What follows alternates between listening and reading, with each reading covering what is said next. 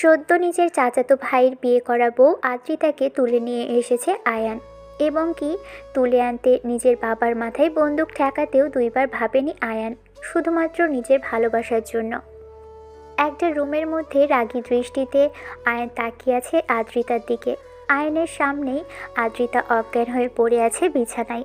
রাগে আয়নের পুরো শরীর ফেটে যাচ্ছে। আয়ান নিজের রাগকে কন্ট্রোল করতে পারছে না। আয়নের মাথায় শুধু একটা কথাই বেজে চলেছে, আদ্রিতা তার সাথে কেন এমন করলো? কেন সে নিলয়কে বিয়ে করলো? কেন সে আয়নকে বিয়ে করলো না? কেন সে তার আব্বুর কথার অমত করলো না? আমি এত কিছু করার পরও সে কেন নিলয়কে বিয়ে করলো? আয়ান নিজের রাগকে কন্ট্রোল করতে না পেরে এক গ্লাস পানি নিয়ে এসে আদ্রিতার মুখে ছিটিয়ে দিল, এবং কয়েক সেকেন্ডের মধ্যেই আদ্রিতার জ্ঞান ফিরে এলো। আদ্রিতা চোখ খুলে নিজেকে একটা বন্ধ ঘরে আবিষ্কার করে, এবং তার সামনে দাঁড়িয়ে আছে আয়ান। আয়ানকে দেখে আদ্রিতা একটু ভয় পেয়ে যায়। আদ্রিতার জ্ঞান ফিরতেই আয়ান শক্ত করে আদ্রিতার গলা চেপে ধরে।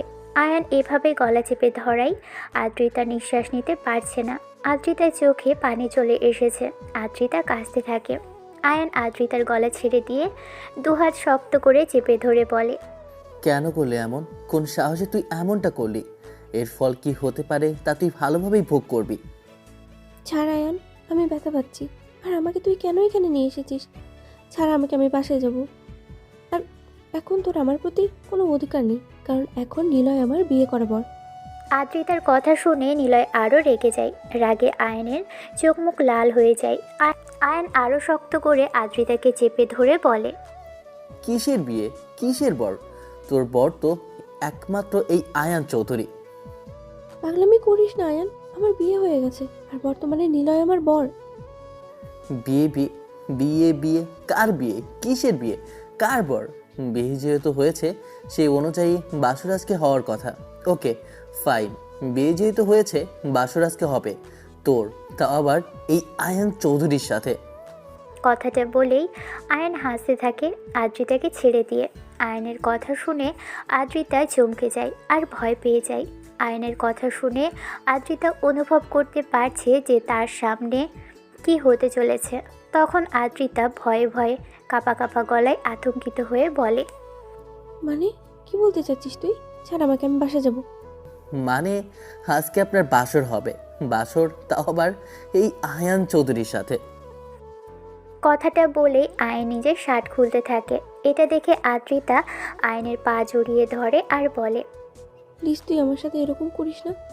নিলয় আমাকে বিয়ে করেছে, সে অনুযায়ী আমার উপরে শুধু নিলয়ের অধিকার। কথাটা শুনে আয়ন অনেক রেগে যায়। সাথে সাথে আয়ন রেগে নিজেকে কন্ট্রোল করতে না পেরে আদ্রিতার চুলের মুঠি ধরে ফেলে আর চিৎকার করে বলে, নিলয় নিলয় নিলয়, ওই কুত্তার বাচ্চার নাম আরেকবার মুখে নিলে চিপ টেনে ছিঁড়ে ফেলবো। কি আছে ওই নিলয়ের মধ্যে যা আমার মধ্যে নেই? এই আয়ান চৌধুরীর মধ্যে কি আছে আর এই আয়ান চৌধুরী কে তা এক্ষুনি ভালোভাবে বুঝিয়ে দিচ্ছি। কথাটা বলে আদ্রিতাকে বিছানায় ছুঁড়ে ফেলে আর আদ্রিতার দিকে এগিয়ে যেতে থাকে। তখন আদ্রিতা হাত জোর করে বলে, প্লিজ আমার সাথে এমন কিছু করিস না। আমার চরিত্রে কলঙ্কের দাগ কেটে দিস না। আমাকে সমাজের সামনে ধর্ষিতা বানাস না। আপনি শুধু আমার, আপনি চরিত্রহীন হলেও আমার, ধর্ষিতা হলেও আমার, আপনি সারা বিশ্বের কলঙ্কিত নারী হলেও আপনি আমি আপনার জন্য পুরো পৃথিবী ধ্বংস করে দিতে রাজি আছি। কথাটা বলে আয়ন আদ্রিতার উপরে ঝাঁপিয়ে পড়ে। আয়ন জোরপূর্বক আদ্রিতাকে কিস করতে থাকে আর ছোট ছোট কামড় দিতে থাকে। এক সময় আয়ান আদ্রিতার শাড়ি খুলতে থাকে। তখন আদ্রিতা নিজের শাড়ি ধরে কাঁদতে কাঁদতে বলে, প্লিজ আমার সাথে এমন করিস না। তুই আমাকে ভালোবাসিস, আমি মরে যাব। আদ্রিতার কথা আর আয়নের কানে যায় না। আয়ন এক টানে আদ্রিতার পুরো শাড়ি খুলে ফেলে আর আদ্রিতাকে বিছানায় ফেলে দিয়ে জোরপূর্বক কিস করতে থাকে। আদ্রিতা নিজেকে বাঁচানোর অনেক চেষ্টা করছে, কিন্তু আয়নের শক্তির সামনে সে পেরে উঠছে না। আয়ন আদ্রিতার হাত তার ওড়না দিয়ে শক্ত করে বেঁধে দেয়। আদ্রিতা আয়নের সাথে হেরে গিয়ে অনবরত কাঁদতে থাকে। আয়নের সেদিকে কোনো ভ্রুক্ষেপ নেই। আয়ন পাগলের মতো হিংস্রভাবে আদ্রিতার চরিত্রে দাগ কাটতে ব্যস্ত। আয়নের এমন আচরণ হিংস্রতা দেখে আদ্রিতা নিজেকে আর বাঁচাতে পারে না, নিজেকে সঁপে দেয় আয়নের হাতে আর অনবরত কান্না করতে থাকে। আর সব কিছু আয়নের হিংস্রতা অতি কষ্টে সহ্য করতে থাকে। আদ্রিতার বেঁচে থাকার কোনো ইচ্ছে শক্তি আর নেই। আদ্রিতার এই মুহূর্তে পৃথিবীর মায়া ত্যাগ করে মরে যেতে ইচ্ছে করছে। আয়নের হিংস্রতা আদ্রিতা সহ্য করতে পারছে না, চিৎকার করে অনবরত কান্না করতে থাকে সে। আয়ান ঠিক হিংস্র নরপশুর মতো আদ্রিতার চরিত্রে দাগ কাটতে ব্যস্ত।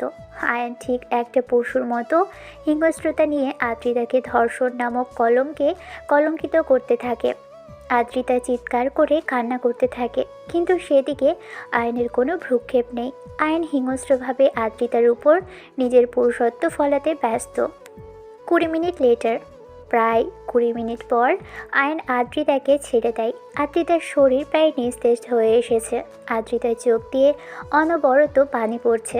আয়ন আদ্রিতার দিকে একবার তাকিয়ে আদ্রিতার হাত খুলে দিয়ে ওয়াশরুমে চলে যায়। আদ্রিতার শরীরে তেমন কোনো শক্তি নেই, কোনো রকমে কম্বল নিয়ে নিজের শরীর ঢেকে নেয় আর অঝোরধারায় কাঁদতে থাকে। আজ থেকে আদ্রিতার শরীর অপবিত্র পরিণত হলো। একটা নারীর সবচেয়ে মূল্যবান জিনিসটা সে হারালো এবং সমাজে প্রতিনিয়ত অবহেলিত এক কলঙ্কিত চরিত্রহীন ধর্ষিতা নারী হিসেবে পরিণত হলো। কে এই আয়ান? কে এই আদ্রিতা?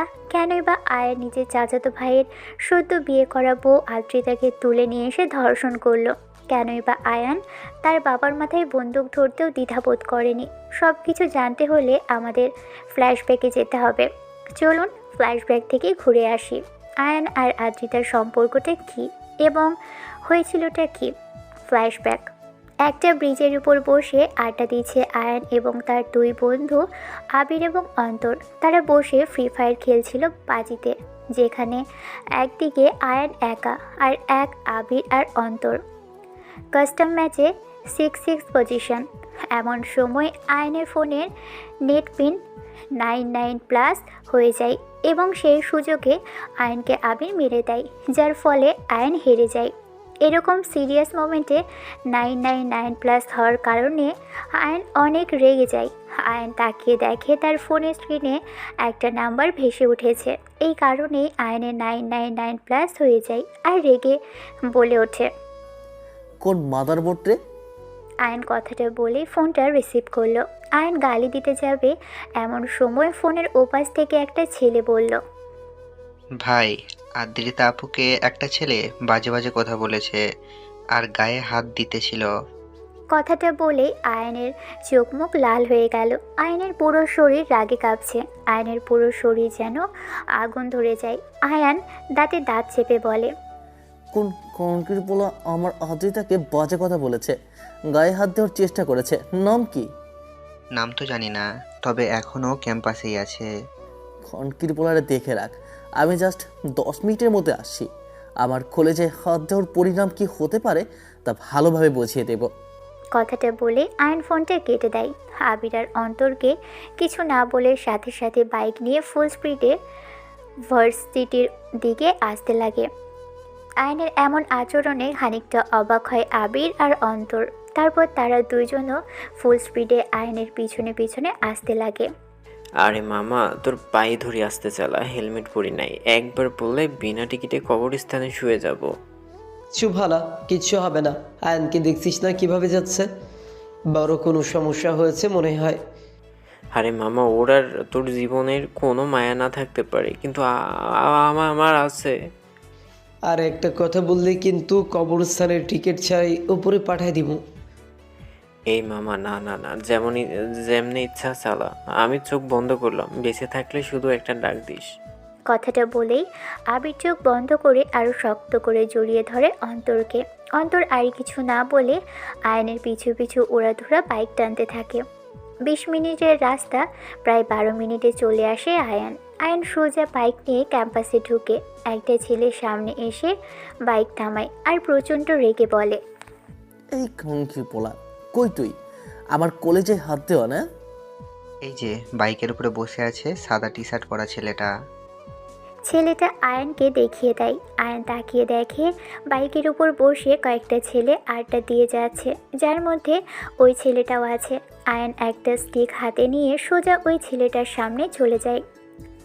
কোনো কথা না বলে সেখানকার সব কয়টা ছেলেকে স্টিক দিয়ে উড়াধুরা পেটাতে লাগলো। এমন সময় আয়নের পিছু পিছু আসা আবির আর অন্তরও এসে ছেলেগুলোকে মারতে থাকে। ছেলেগুলো কোনো চান্সই পাচ্ছে না আয়ান, আবির আর অন্তরের কাছে, এবং কি ছেলেগুলো নিজেরাই বুঝতে পারছে না তাদেরকে এত বাজেভাবে মারা হয়েছে। ক্যাম্পাসের সবাই তাকিয়ে আছে, এই ছেলে তিনটা কে আর কেনই বা এই ছেলেগুলোকে এভাবে মারছে। এক পর্যায়ে আয়ান, আবির আর অন্তর ছেলেগুলোকে মারতে মারতে বাজে অবস্থা করে ফেলে। আয়ান সাদা টি শার্ট পরা ছেলেটাকে একটু বেশিই বাজেভাবে মেরেছে।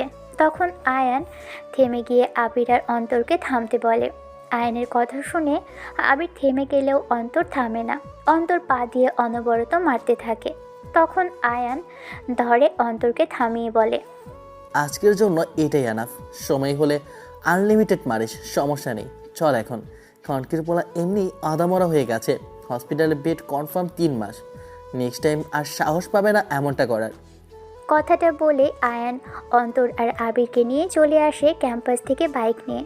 ভার্সিটির বাহিরে এসে আয়ান একটা সিগারেট ধরিয়ে নেয়। চোখ বন্ধ করে আয়ান সিগারেটে 2টা টান দিয়ে অন্তরকে দিয়ে দেয়। অন্তর আয়নের থেকে সিগারেট নিয়ে টানতে থাকে আর জিজ্ঞাসাসূচক দৃষ্টিতে আয়নের দিকে তাকিয়ে বলে, মারলাম কেন? জানিস না তো মারলি কেন? আর থামতে বলার পরও কেন এভাবে মারছিলি? অনেকদিন পর সুযোগ পাইছি তাই তোর সাথে যোগ দিলাম। আর আমার শরীরটা সবসময় কেমন যেন মারার জন্য নিষ্ফিস করে, তাই একটু শরীরের নিষ্ফিসারিটা ছোটালাম। শালা তার কাটা, সারা জীবন এরকমই রয়েই গেলি। একটু আবিরের মতো তো হইতে পারিস নাকি? তুই কি ওর চেয়ে কম নাকি ভাই? আমার মতো ভালো তোরা হইতে পারবি না। তোদের সাথে ফ্রেন্ডশিপ করে আমার জীবনটা আজ অন্ধকার। এইদিক ওইদিক ডানে বামে কোনো দিকেই কিছু হয় না, সব কিছু। তোরা আমার লাইফে আসার পর আমার জীবনটা তেজপাতা হয়ে গেছে। তোরা তোদের মতো থাক ভাই, আমি গেলাম। কথাটা বলেই আবির একটা ডোন্ট কেয়ার ভাব নিয়ে সেখান থেকে চলে যেতে লাগলো। আবির খানিকটা যেতেই পিছন থেকে আয়ান আর অন্তর দিল এক ধাওয়া। অবশেষে 2 মিনিট দৌড়ানোর পর আয়ান আর অন্তর আবিরকে ধরে ফেলে। তখন আবির বলে, কে ভাই আপনারা? আমাকে এইভাবে ধরে আছেন কেন? সারেন মিয়া। আমরা কে সেটা এক্ষুনি বোঝাচ্ছি। অন্তর ধর শালারে। কথাটা বলে আয়ান আবিরের 2 হাত ধরে ফেললো আর অন্তর 2 পা। পাশে ছিল একটা পুকুর। আবির কিছু বুঝে ওঠার আগেই অন্তর আর আয়ান আবিরকে পুকুরে দিল এক কিক। সাথে সাথে আবির পুকুরের পানিতে গিয়ে পড়ায় সারা শরীর ভিজে যায় সব কিছু।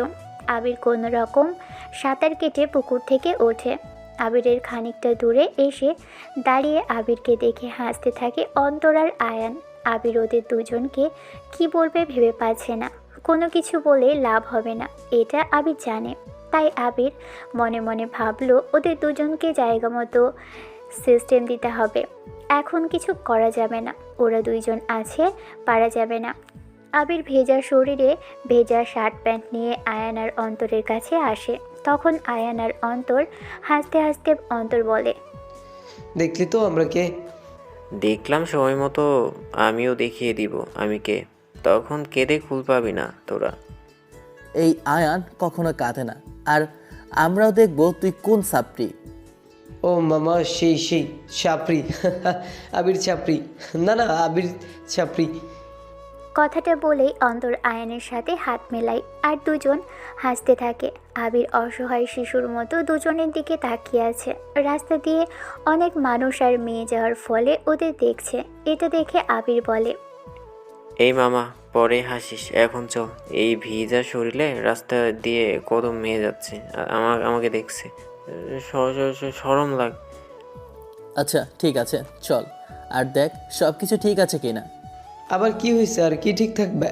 আরে গাধা, পানিতে পড়ার কারণে বললাম ওর ফোন, ঘড়ি ও ওয়ালেট সব কিছু ঠিক আছে কিনা। আরে ভাই, ঘড়ি ফোন সব কিছু তো ওয়াটারপ্রুফ, কিচ্ছু হবে না, চল। শরম করতেছে আমার। শালা তোর এত শরম কেন? আজকাল কিছু কিছু মেয়ে তো বুকে ওড়না দেয় না, ওদের শরম করা উচিত, সেখানে তোর এত শরম কেন?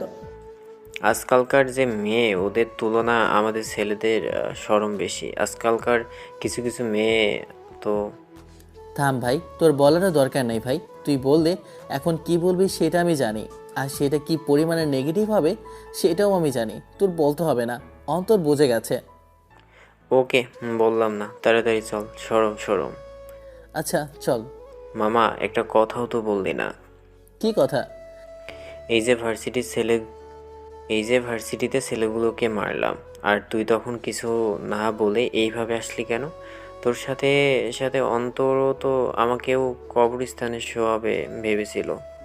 আরে ওইখানে একটা ছেলে আমার কলেজাকে বাজে বাজে কথা বলছিল, আদ্রিতার গায়ে হাত দেওয়ার চেষ্টা করছিল বলে খনকির বলায়। আরে বাবা, আগে বলবি তো, ওদের তো মারই হয় নাই, আরও মার খাওয়া ওদের প্রাপ্য ছিল। ও শিট। আরে মামা, মাথা ঠান্ডা কর। ওই ছেলেটাকে যে পরিমাণে আমি মেরেছি, 3 মাসের আগে হসপিটালে বেড থেকে উঠতে পারবে না। আর বাকিগুলো ওর সাথে থাকার কারণে বেচারারা ফাও ফাও মার খাইছে। তুই কিভাবে জানলি যে আদ্রিতাকে বাজে বাজে কথা বলছে? আর আদ্রিতা কোথায়?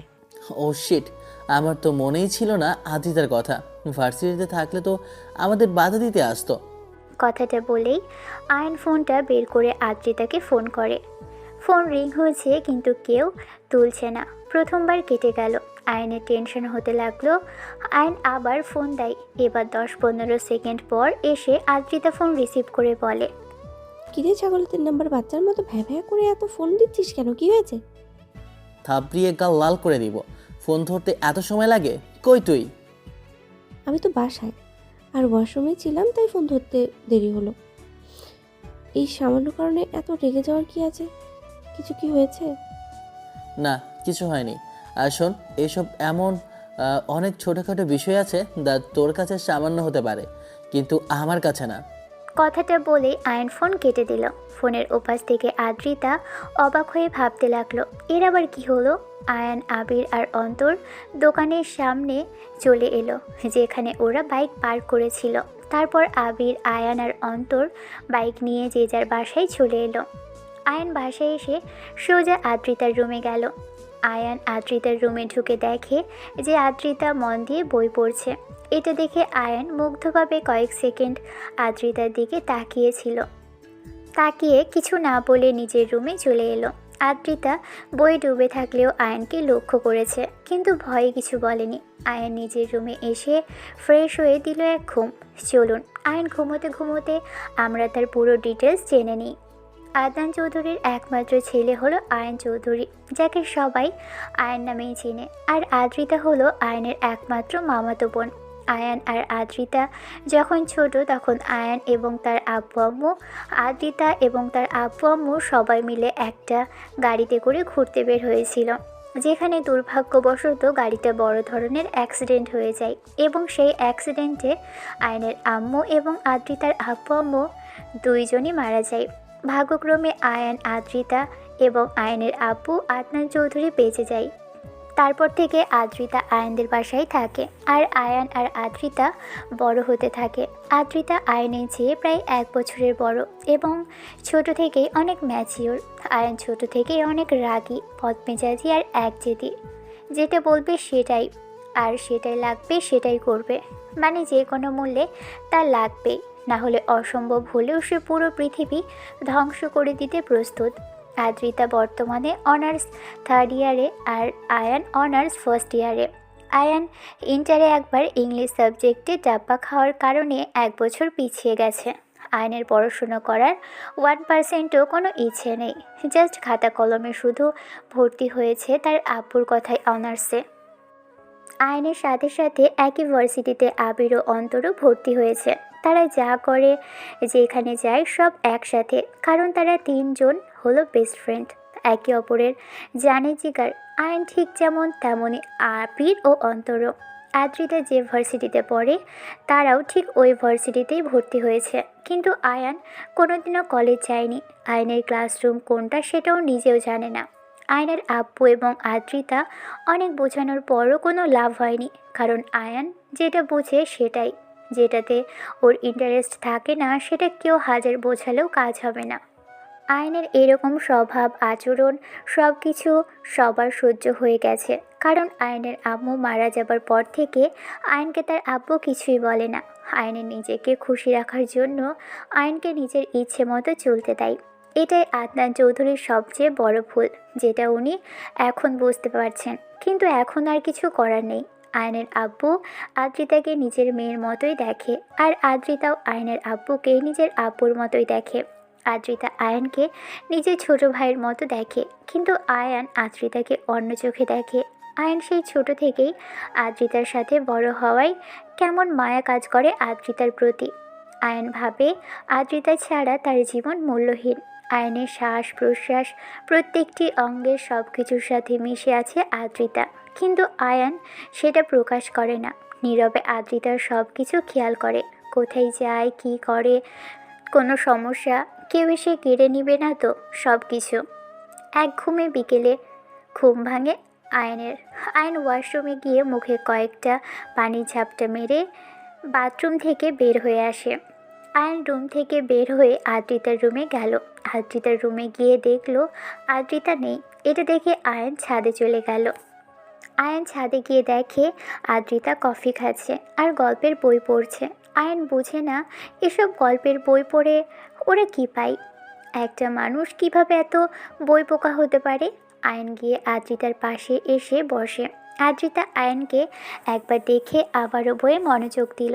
আয়ন বিরক্ত হয়ে আদ্রিতার বইটা বন্ধ করে দিয়ে নিয়ে এলো আর বলতে লাগলো, আমি যে এখানে এসেছি কথা বলারও প্রয়োজন বোধ করলি না? এই বইয়ের মূল্য বেশি না আমার মূল্য বেশি? অবশ্যই এই বইটার দাম প্রায় 1000 টাকা, আর তোরে কেউ ফ্রিতেও দেবে না। এভাবে তাকিয়েছিস কেন? যা সত্যি সেটাই বললাম, দে আমার বই দে। কথাটা বলেই আয়নের হাত থেকে বই নিয়ে নিল আদ্রিতা। আদ্রিতা বইটা নিতেই আয়ন আবারও আদ্রিতার হাত থেকে বইটা নিয়ে নিল আর বইটা নিয়ে এক ফিকে ছাদ থেকে নিচে ফেলে দিল। এটা দেখে আদ্রিতা রেগে গেল আর রাগী গলায় বলল, এ তুই কী করলি? আমার বই আমাকে তুই এনে দে, না হলে কি করবি? আর যেটা করলাম ঠিক করলাম। কোন যুক্তিতে তোকে বইটা এনে দিব? কেন কেন? বইটা তুই এনে দিবি আমি বলছি। কারণ প্রথমত বইটা আমার, দ্বিতীয়ত আমি তোর সিনিয়র, আর তৃতীয়ত আমার শখের বইটা তুই ফেলেছিস। আমি তোর সিনিয়র, সো আমি তোকে হুকুম দিয়েছি বইটা তুই আমাকে এনে দে। তুই ছোট ভাই হিসেবে আমি তোকে ক্ষমা করে দেব। আমি এনে দিতে পারবো না।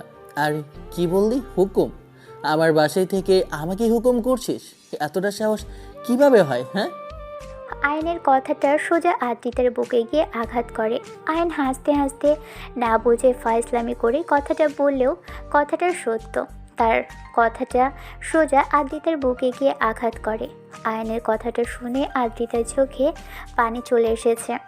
আয়ন তাকিয়ে দেখে আদ্রিতার চোখে পানি চিকচিক করছে। এটা দেখে আয়নের বুক কেমন করে ওঠে। আয়নের বুকের মধ্যে সুনামির সৃষ্টি হয়। এই প্রথম আয়ন আদ্রিতার চোখে এভাবে পানি দেখল। আয়ন আদ্রিতার চোখের পানি সহ্য করতে না পেরে আদ্রিতার দুগালে হাত দিয়ে চোখের পানি মুছিয়ে দিয়ে ব্যাকুল হয়ে বলে, এই পাগলি কাঁদছিস কেন? আমি তো মন থেকে কিছু মিন করে বলিনি, জাস্ট ফাজলামি করে এমনি বললাম। তুই সিরিয়াসলি নিতেছিস কেন? কান্না থামা, তোর কান্না আমি সহ্য করতে পারছি না। যেটা বলেছিস ঠিকই তো বলেছিস। আমার না আপন বলতে কেউ নেই। আমার আব্বু আম্মু থাকলে হয়তো আজ তোমাদের বাসায় আশ্রিতা হিসেবে থাকতে হতো না।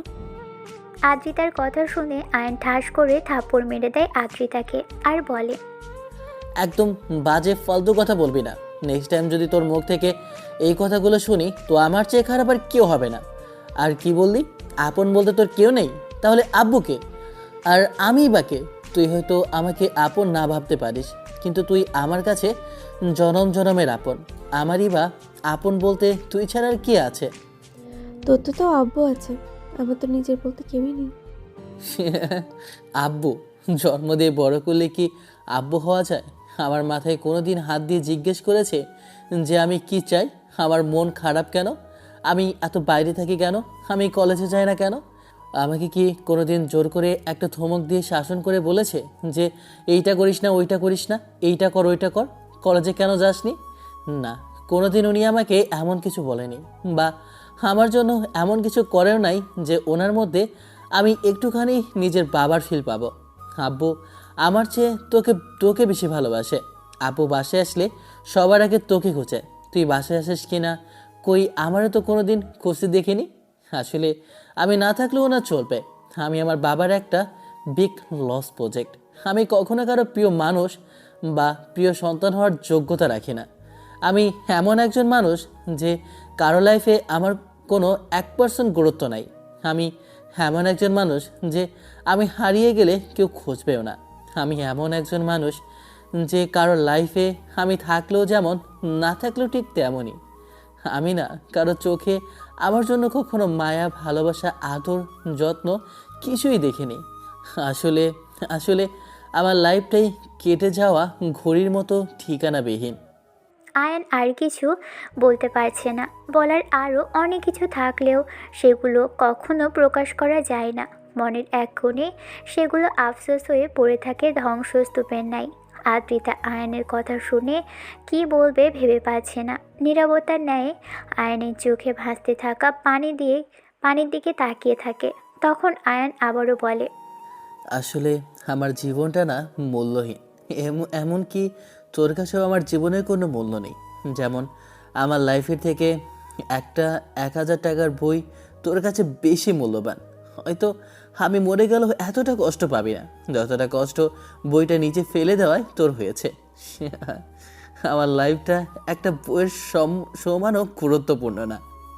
আয়নের কথা শেষ তিনটা লাইন সোজা আদ্রিতার বুকে এসে আঘাত করে। আদ্রিতার কথা বলার কোনো ভাষা নেই। কি বলবে? আদ্রিতা কিছু বলবে তার আগেই আয়ন পকেট থেকে ওয়ালেট বের করে একটা 1,000 টাকার নোট আদ্রিতার হাতে ধরিয়ে দিয়ে বলল, বইটা ফেলে দেওয়ার জন্য দুঃখিত। এই যে টাকা, কিনে নিন। আর পারলে বইটা ফেলে দেওয়ার জন্য এই অমূল্যহীন অদমকে ক্ষমা করে দিয়েন। কথাটা বলে আয়ন ছাদ থেকে নেমে নিজের রুমে চলে গেল। ওয়াশরুমে গিয়ে মুখে কয়েকটা পানির ঝাপটা মেরে নিজের ইমোশন কন্ট্রোল করে নিজেকে শান্ত করে। তারপর বাইকের চাবিটা নিয়ে বাসা থেকে বের হলো। আয়ন মন খারাপ থাকলে সে অন্তর আর আবিরকে নিয়ে যেখানে সেখানে ঘুরতে যায়, যার ফলে তার মন ভালো হয়ে যায়। বন্ধুত্ব তো এরকমই হওয়া উচিত, যেখানে তাদের সাথে মন খারাপ করে থাকাই যায় না। আবির বাইক নিয়ে সোজা 4 রাস্তার মোড়ে চলে আসে আর ফোন করে অন্তর ও আবিরকে আসতে বলে। আয়ন একটা সিগারেট ধরিয়ে নিয়ে আনমনে রাস্তার দিকে তাকিয়ে আছে। রাস্তা দিয়ে শত শত গাড়ি আর মানুষ যাচ্ছে, সেদিকে আনমনে তাকিয়ে আছে আয়ান। প্রায় 5 মিনিট পর অন্তর আর আবির চলে আসে। আয়নকে মন খারাপ করে থাকতে দেখে অন্তর বলে, হে মামা, কি হয়েছে? মন খারাপ কেন? এমনি ভাল লাগতেছে না রে। চল কোথা থেকে ঘুরে আসি। কই যাবি? চোখ যেদিক যায় সেই দিক। আমরা কখনো যে জায়গায় যাই নাই, আজকে সেই জায়গাগুলোতেই যাব। চল। আমার মনে হয় শহরে তো এমন কোনো জায়গা বাদ নেই যে আমরা সেখানে যাই নাই। আব্বে হালা, শহরে নাই তো কি কি হয়েছে? আজকে শহরের বাইরে থেকে ঘুরে আসি। শহরের বাইরে গেলে তো আস্তে আস্তে অনেক রাত হয়ে যাবে। তো তুই কি মেয়ে মানুষ নাকি যে রাতে তোকে একা পেয়ে কেউ ধর্ষণ করে দিবে? শালা এত রাতে বাড়ি ফিরলে তো আর বাসায় মরিচ বাটার মতো পিটাবে। আর আমি যে বাসায় ফিরবো তার কি গ্যারান্টি? তোদের বাইকে উঠলে তো আমার এক পা কবরে চলে যায়। দেখ ভাই, এইসব ক্যাচাল বাদ দে। আর তুই যাবি কিনা সেটা বল। এত কাহিনী শুনতে যাচ্ছি না আমি। ঠিক আছে চল, তবে ভাই তোদের পায়ে ধরি, আমাকে শুধু অক্ষত অবস্থায় বাসায় নিয়ে আসিস। তারপর আয়ান, আবির আর অন্তরা মিলে শহরের বাইরে ঘুরতে বের হলো। তারপর তারা তাদের মতো বাইক নিয়ে এক জায়গা থেকে আরেক জায়গায় ঘুরতে লাগলো। ঘুরতে ঘুরতে প্রায় রাত 10টা বেজে যায়। তারপর তারা একটা রেস্টুরেন্টে ঢুকে খাওয়া দাওয়া করে বাসায় আসতে থাকে। বাসায় আসতে প্রায় সময় লাগবে 1 থেকে 1.5 ঘন্টা। ল্যাম্পপোস্টের আলোয় আলোকিত রাস্তার সাথে অন্ধকার এমন রাস্তায় ঘোরাঘুরি করতেও ভালো লাগে। কেমন এক অজানা ফিলিংস কাজ করে। রাস্তায় তেমন জ্যাম না থাকার কারণে একটু জোরে বাইক টানতে থাকে আয়ন সামনে, আর তার পিছনে আবির আর অন্তর এক বাইকে। আবির পিছনে ভয়ে ভয়ে বসে আছে, কারণ একবার অ্যাক্সিডেন্ট হলে আর আবিরকে বাসা যাওয়া লাগবে না, সোজা কবরস্থানে যাবে। আবির ভয়ে ভয়ে বসে আছে, আর এদিকে আয়ান আর অন্তর উড়াধুরা বাইক টানছে আর শাসা করে এক এক গাড়ি কেটে চলেছে এঁকে বেঁকে। আবির তো ভয়ে মনে মনে ভাবে এই বুঝি অ্যাক্সিডেন্ট হলো, এই বুঝি গাড়িতে গিয়ে ধাক্কা দিল। আবির এমনি ভয়ে ভয়ে বসে আছে, তার উপরে তখন অন্তর আবিরকে বলে, আচ্ছা মামা, এই যে এত স্পিডে গাড়ি চালাচ্ছি, যদি অ্যাক্সিডেন্ট হয়? ভাই তুই কি পরিমাণ যাওরা! এই অবস্থায় কেউ এসব কথা বলে? ভাই তুই আমাকে নামিয়ে দিয়ে আমি যেমনি হোক বাসায় চলে যাব। চুপ কর শালা। অ্যাক্সিডেন্ট হলে আর কি হবে? খুব বেশি 2 থেকে 4 বছর হসপিটালে থাকা লাগবে, নয়তো হসপিটালে যাওয়াই লাগবে না। এই অবস্থায় অ্যাক্সিডেন্ট হলে বাঁচবো কিনা সন্দেহ, আর তুই বলছিস হসপিটালে যেতে হবে না? আরে ভাই, সেই জন্যই তো বললাম হসপিটালে না, ডিরেক্ট কবরস্থানে ল্যান্ড করব। তোর মুখ দিয়ে এসব কথা কিভাবে বের হয় ভাই? স্পিড কমা আর সামনে তাকিয়ে ভালোভাবে বাইক চালা, নাহলে সত্যি সত্যি উপরে গিয়ে নিজের পাওনা সিটটা বুঝে নিব। তারপর প্রায় রাত 12টায় তারা বাসায় চলে আসে। আয়ন বাসায় এসে বাইকটা রেখে ডুপ্লিকেট চাবি দিয়ে দরজা খুলে ভিতরে প্রবেশ করে। তারপর সিঁড়ি বেয়ে উপরে উঠে নিজের রুমে চলে যায়। আয়ন নিজের রুমে গিয়ে লাইট অন করতেই চমকে যায়। আয়ন তাকিয়ে দেখে ফ্লোরে প্রায় 30-40টা গল্পের বই, আর বিছানার এক কোণে খাটে হেলান দিয়ে ঘুমিয়ে আছে আদ্রিতা, আর পাশের ছোট্ট টেবিলে প্লেটে খাবার ঢাকা। আয়ন কিছু বলতে পারছে না। আয়ন কিছুক্ষণ আদ্রিতার দিকে তাকিয়ে চোখ ফিরিয়ে নেয় আর মনে মনে বলে, যার কাছে আমার চেয়ে একটা বইয়ের মূল্য বেশি, এই মন তাকে সেই কবে থেকেই দিয়ে বসেছি। শালার বেহায়া মন, জানি না এই শেষ কবে হবে, তবুও আমার তাকেই চাই যার কাছে আমার চেয়ে একটা বইয়ের মূল্য বেশি। আয়ন কথাগুলো মনে মনে ভেবে সামনে তাকায়। আয়ন কী করবে কিছু বুঝতে পারছে না। আয়ন টেবিল থেকে পানির গ্লাসটা হাতে নিয়ে আদ্রিতার মুখে হালকা পানি ছিটিয়ে দিল, আর সাথে সাথেই আদ্রিতার ঘুম ভেঙে গেল। তখন আয়ন বলল, আমার রুমে এত রাতে কি আর এসব কি? তোকে জানি কি বলেছিলাম, তোর চেয়ে একটা বইয়ের মূল্য বেশি।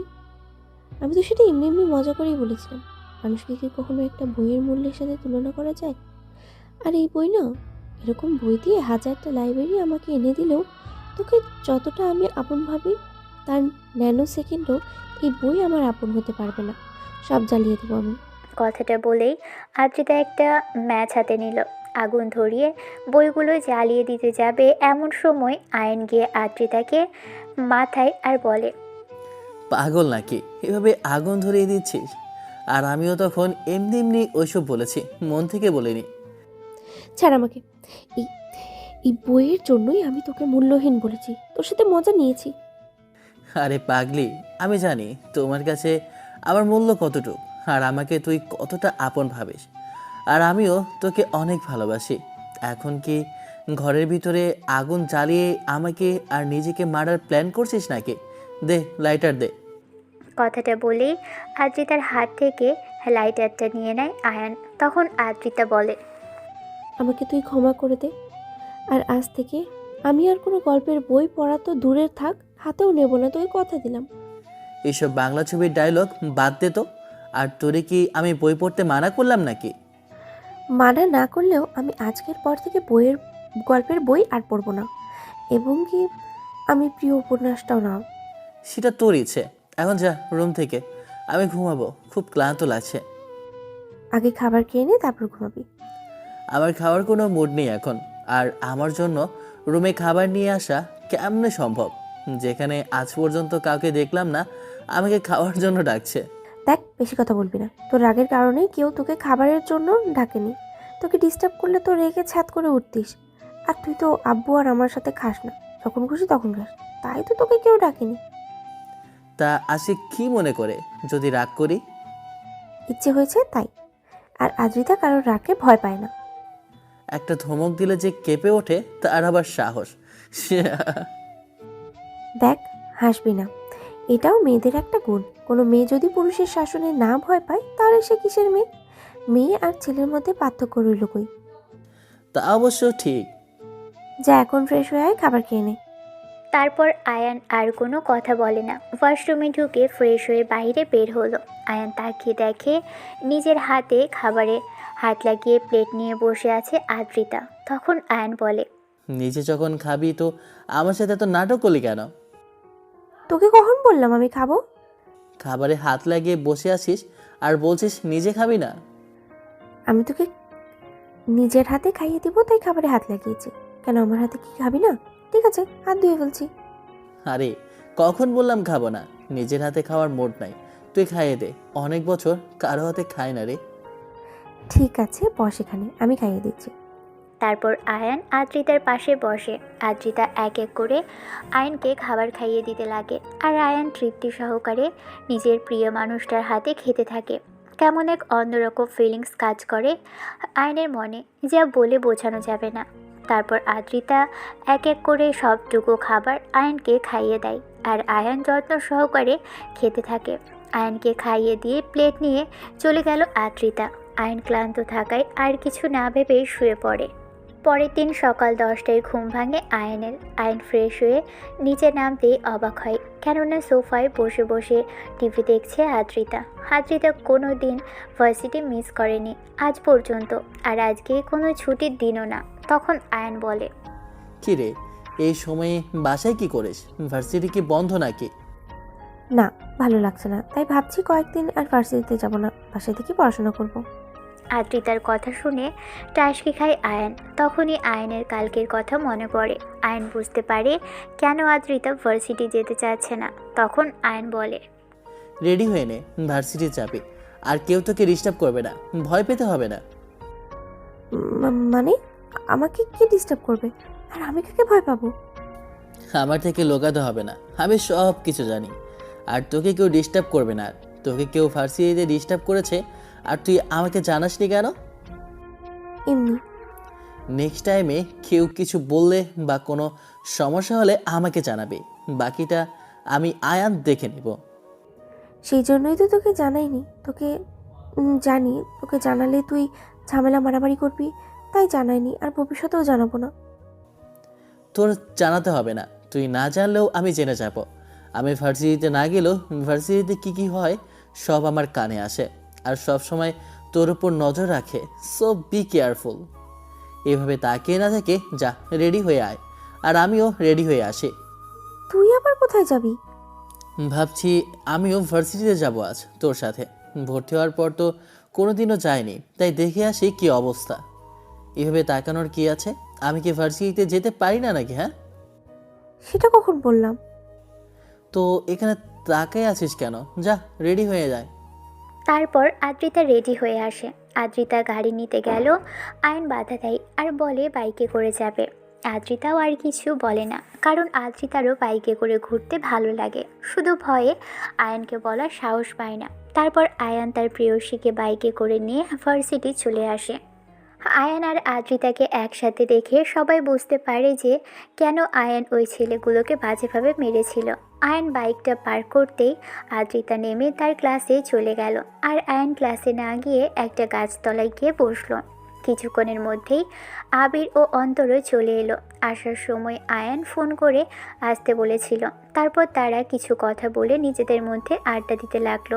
আড্ডা দিতে দিতে হঠাৎ আবির বলে, দেখ মামা, গেট দিয়ে নীল ড্রেস পরে যে মেয়েটা আসছে, মেয়েটা সে না? পুরাই আগুন। দেখ মামা মেয়েটাকে। আরে ভাই, কি সব সময় মেমে করিস? ওই যে ওই ম্যামকে দেখ।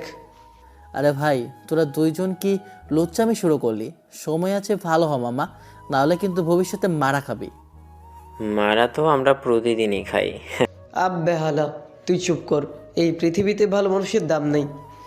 মানুষের উপকার করে দেখ, 2 সেকেন্ডও মনে রাখবে না, আর একবার ভোর দিয়ে দেখবি সারা জীবন মনে রাখবে। ডিস্টার্ব করিস না, মেয়ে দেখতে দে।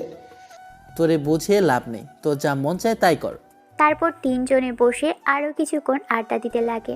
আড্ডা দিতে দিতে হঠাৎ অন্তর বলে, মামা দেখ, অন্তর কি হট।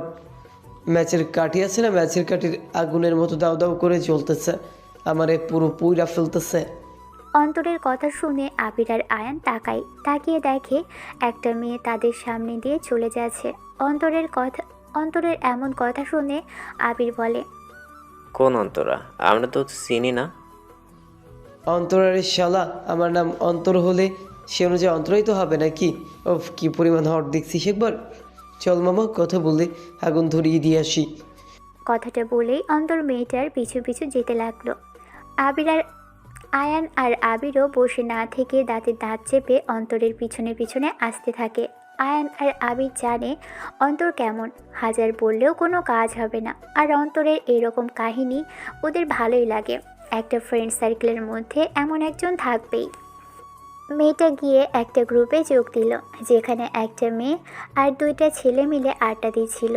মেয়েটা গিয়ে একটা ছেলের পাশে গা ঘেঁষে বসলো, আর ছেলেটি সামান্য সরে গেল। একটা মেয়ে এটা দেখে মেয়েটি বিরক্ত ফিল করলো। মেয়েটি হলো ছেলেটির গার্লফ্রেন্ড, যা ওদের কথাবার্তা আর ব্যবহারেই বোঝা যাচ্ছে। তখন আবির অন্তরকে বলে, আরে মামা, তোর জন্য কষ্ট হচ্ছে। হ্যাঁ, তুই আর আগুন নিভাতে পারলি না, হ্যাঁ তার আগেই অন্য কেউ নিভিয়ে দিল। লল ভাই লল। আরে মামা, শুধু দেখতে থাক মেয়েটার ভেতরে কিভাবে ম্যাচের কাঠির মতো দাউ দাউ করে আগুন ধরায়।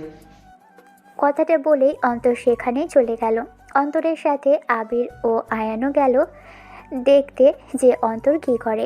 সবার উদ্দেশ্য অন্তর হাসতে হাসতে হালকাভাবে বলল, কে মামা, তোদের গ্রুপে দেখি প্রেমের বাতি জ্বলে। কে ভাই তুই? আর এখানে এসে আমাদের এই কথা বলছিস কেন? আরে মামা, আমরা এক ভার্সিটিতে পড়ি, সেই অনুযায়ী আমরা হলাম সবাই ভাই ব্রাদার্স। কি বলো মামা? তা অবশ্যই ঠিক। আচ্ছা ঠিক আছে, আজ থেকে আমরা সবাই ফ্রেন্ড। পরিচয় হয়ে নে, এটা আমার গার্লফ্রেন্ড অনু। একটা ছেলে তার সাথে বসে থাকা মেয়েটিকে দেখিয়ে বলল। তখন অন্তর ভালোভাবে পরিচয় হয়ে নিল। আবির আর আয়ান দাঁড়িয়ে দাঁড়িয়ে কাহিনী দেখছে, কিছু বলছে না। তখন যে ছেলেটি অন্তরের সাথে মেয়েটির বয়ফ্রেন্ড বলে, এ মামা, পরিচয় হয়ে নে, এটা তোর ভাবি লাগে বুঝছস।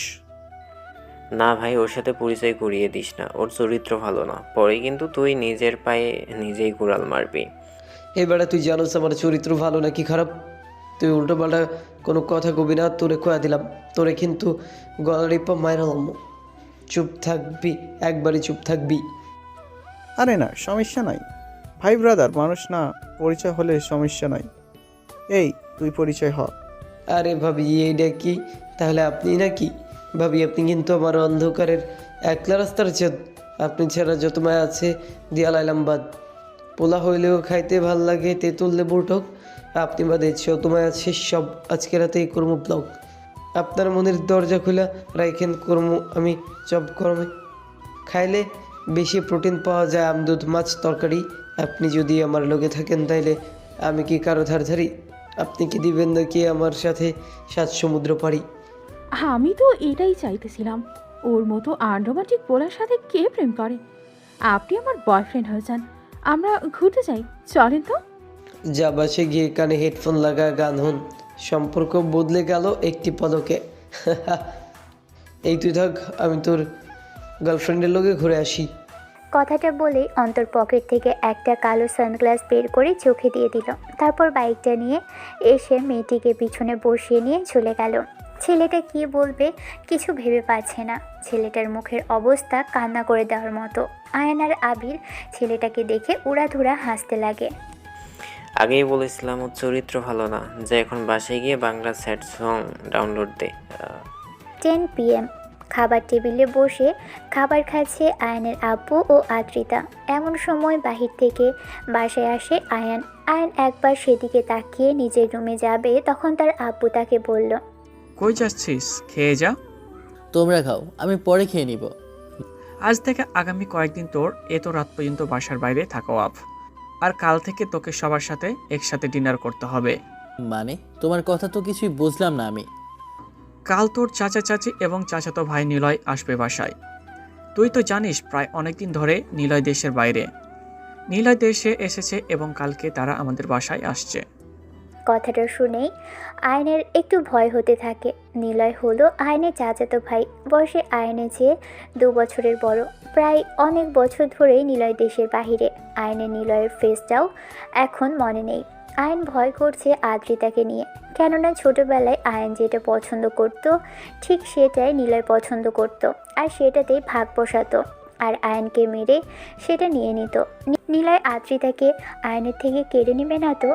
আয়ন বেশ কিছুক্ষণ চুপ থেকে বলে, ওনারা আসছে তো এখানে আমার কি? আমি কারোর জন্য আমার লাইফস্টাইল চেঞ্জ করতে পারবো না। দেখ আয়ান, এমনি কিন্তু ওনারা তোকে পছন্দ করে না তোর ব্যবহারের আচার আচরণ এবং চলাফেরার জন্য। আমি সবার পছন্দের না, আর এই জিনিসটাই সবচেয়ে বেশি ভালো লাগে আমার। কথাটা বলেই আয়ন তার আব্বুকে কোনো কথা বলার সুযোগ না দিয়ে উপরে চলে গেল। আয়নের আব্বু আর আদ্রিতা আয়নের চলে যাওয়ার দিকে তাকিয়ে রইল, আর কিছু বলল না। আয়ন রুমে এসে ফ্রেশ হয়ে নিল। আয়নের আদ্রিতাকে নিয়ে চিন্তা হতে লাগলো। আয়নের চাচা এবং চাচিও তেমন ভালো না, তাদের ছেলে যা বলে তাই করে। আয়ান চিন্তিত হয়ে এসব ভাবতে লাগে। ভাবতে ভাবতে প্রায় অনেক সময় হয়ে যায়। তখন আদ্রিতা রুমের মধ্যে খাবার নিয়ে প্রবেশ করে। আদ্রিতা আয়নকে চিন্তিত দেখে বলল, কি রে, এত কি ভাবছিস? নে খাবার খেয়ে নে। টেবিলে রেখে যা, আমি পরে খেয়ে নিব। আচ্ছা ঠিক আছে, মনে করে খেয়ে নিস। আদ্রিতা খাবারগুলো টেবিলে রেখে চলে যেতে নিবে এমন সময় আয়ন আদ্রিতাকে উদ্দেশ্য করে বলে, এই শোন, বল, কি বলবি? তুই তো প্রায় অনেক দিন ধরে বাসার বাইরে কোথাও ঘুরতে যাসনি। যা, তুই তোর বান্ধবীর বাসা থেকে ঘুরে আয় কয়েকদিন, ভালো লাগবে তোর। তুই তো জানিস আমি কারোর বাসায় বা কোথাও গিয়ে থাকতে পছন্দ করি না। আর সামনে তো আমাদের এক্সাম, আর তুই হঠাৎ করে এইসব কথা বলছিস কেন? দেখ, তুই তো জানিস কালকে আমার চাচা চাচি আর চাচাতো ভাই নীলই আসবে, তাই তোকে এইসব কথা বললাম। কেন? দেখ, আমি চাই না তোর কোনো সমস্যা হোক, তাই তোকে বলতেছি আমার চাচাতো ভাই নিলয়ের চরিত্র কিন্তু তেমন ভালো না। ওর সাথে কোনো কথা বলবি না, একবারে কথা বলতে আসলেও বলবি না, আর ওর সামনে তেমন যাবি না। বাসায় থাকলে বেশিরভাগ সময় রুমের মধ্যেই থাকবি, আর আমিও বাসায় থাকবো, আমার সাথে আড্ডা দিবি। আচ্ছা ঠিক আছে। তারপর আদ্রিতা চলে গেল। আয়ন নিজের মন থেকে চিন্তাভাবনা সরিয়ে ফ্রি ফায়ার গেমের মাঝে ডুব দিল। আসলে এটা এমন একটা গেম যেটা খেলার সময় এটা ছাড়া আর কোনো কিছুই মাথায় আসে না। কাউকে ভুলতে এই গেমটাই যথেষ্ট, মন ভালো করতে এই গেমটাই যথেষ্ট। এই গেমের মায়ে একবার যে পড়েছে সে এই গেমের মায়া কখনো ভুলতে পারে না। তাই তো লাইফ নিয়ে বিজি হবার পর গেম খেলতে না পারলেও তারা এই গেমটা ফোন থেকে ডিলিটও করতে পারে না। সকাল 9টা। আয়ান আর আদ্রিতা বাসা থেকে বের হবে ভার্সিটির উদ্দেশ্যে। তখন সোফার মধ্যে বসেছিল আয়নের আব্বু।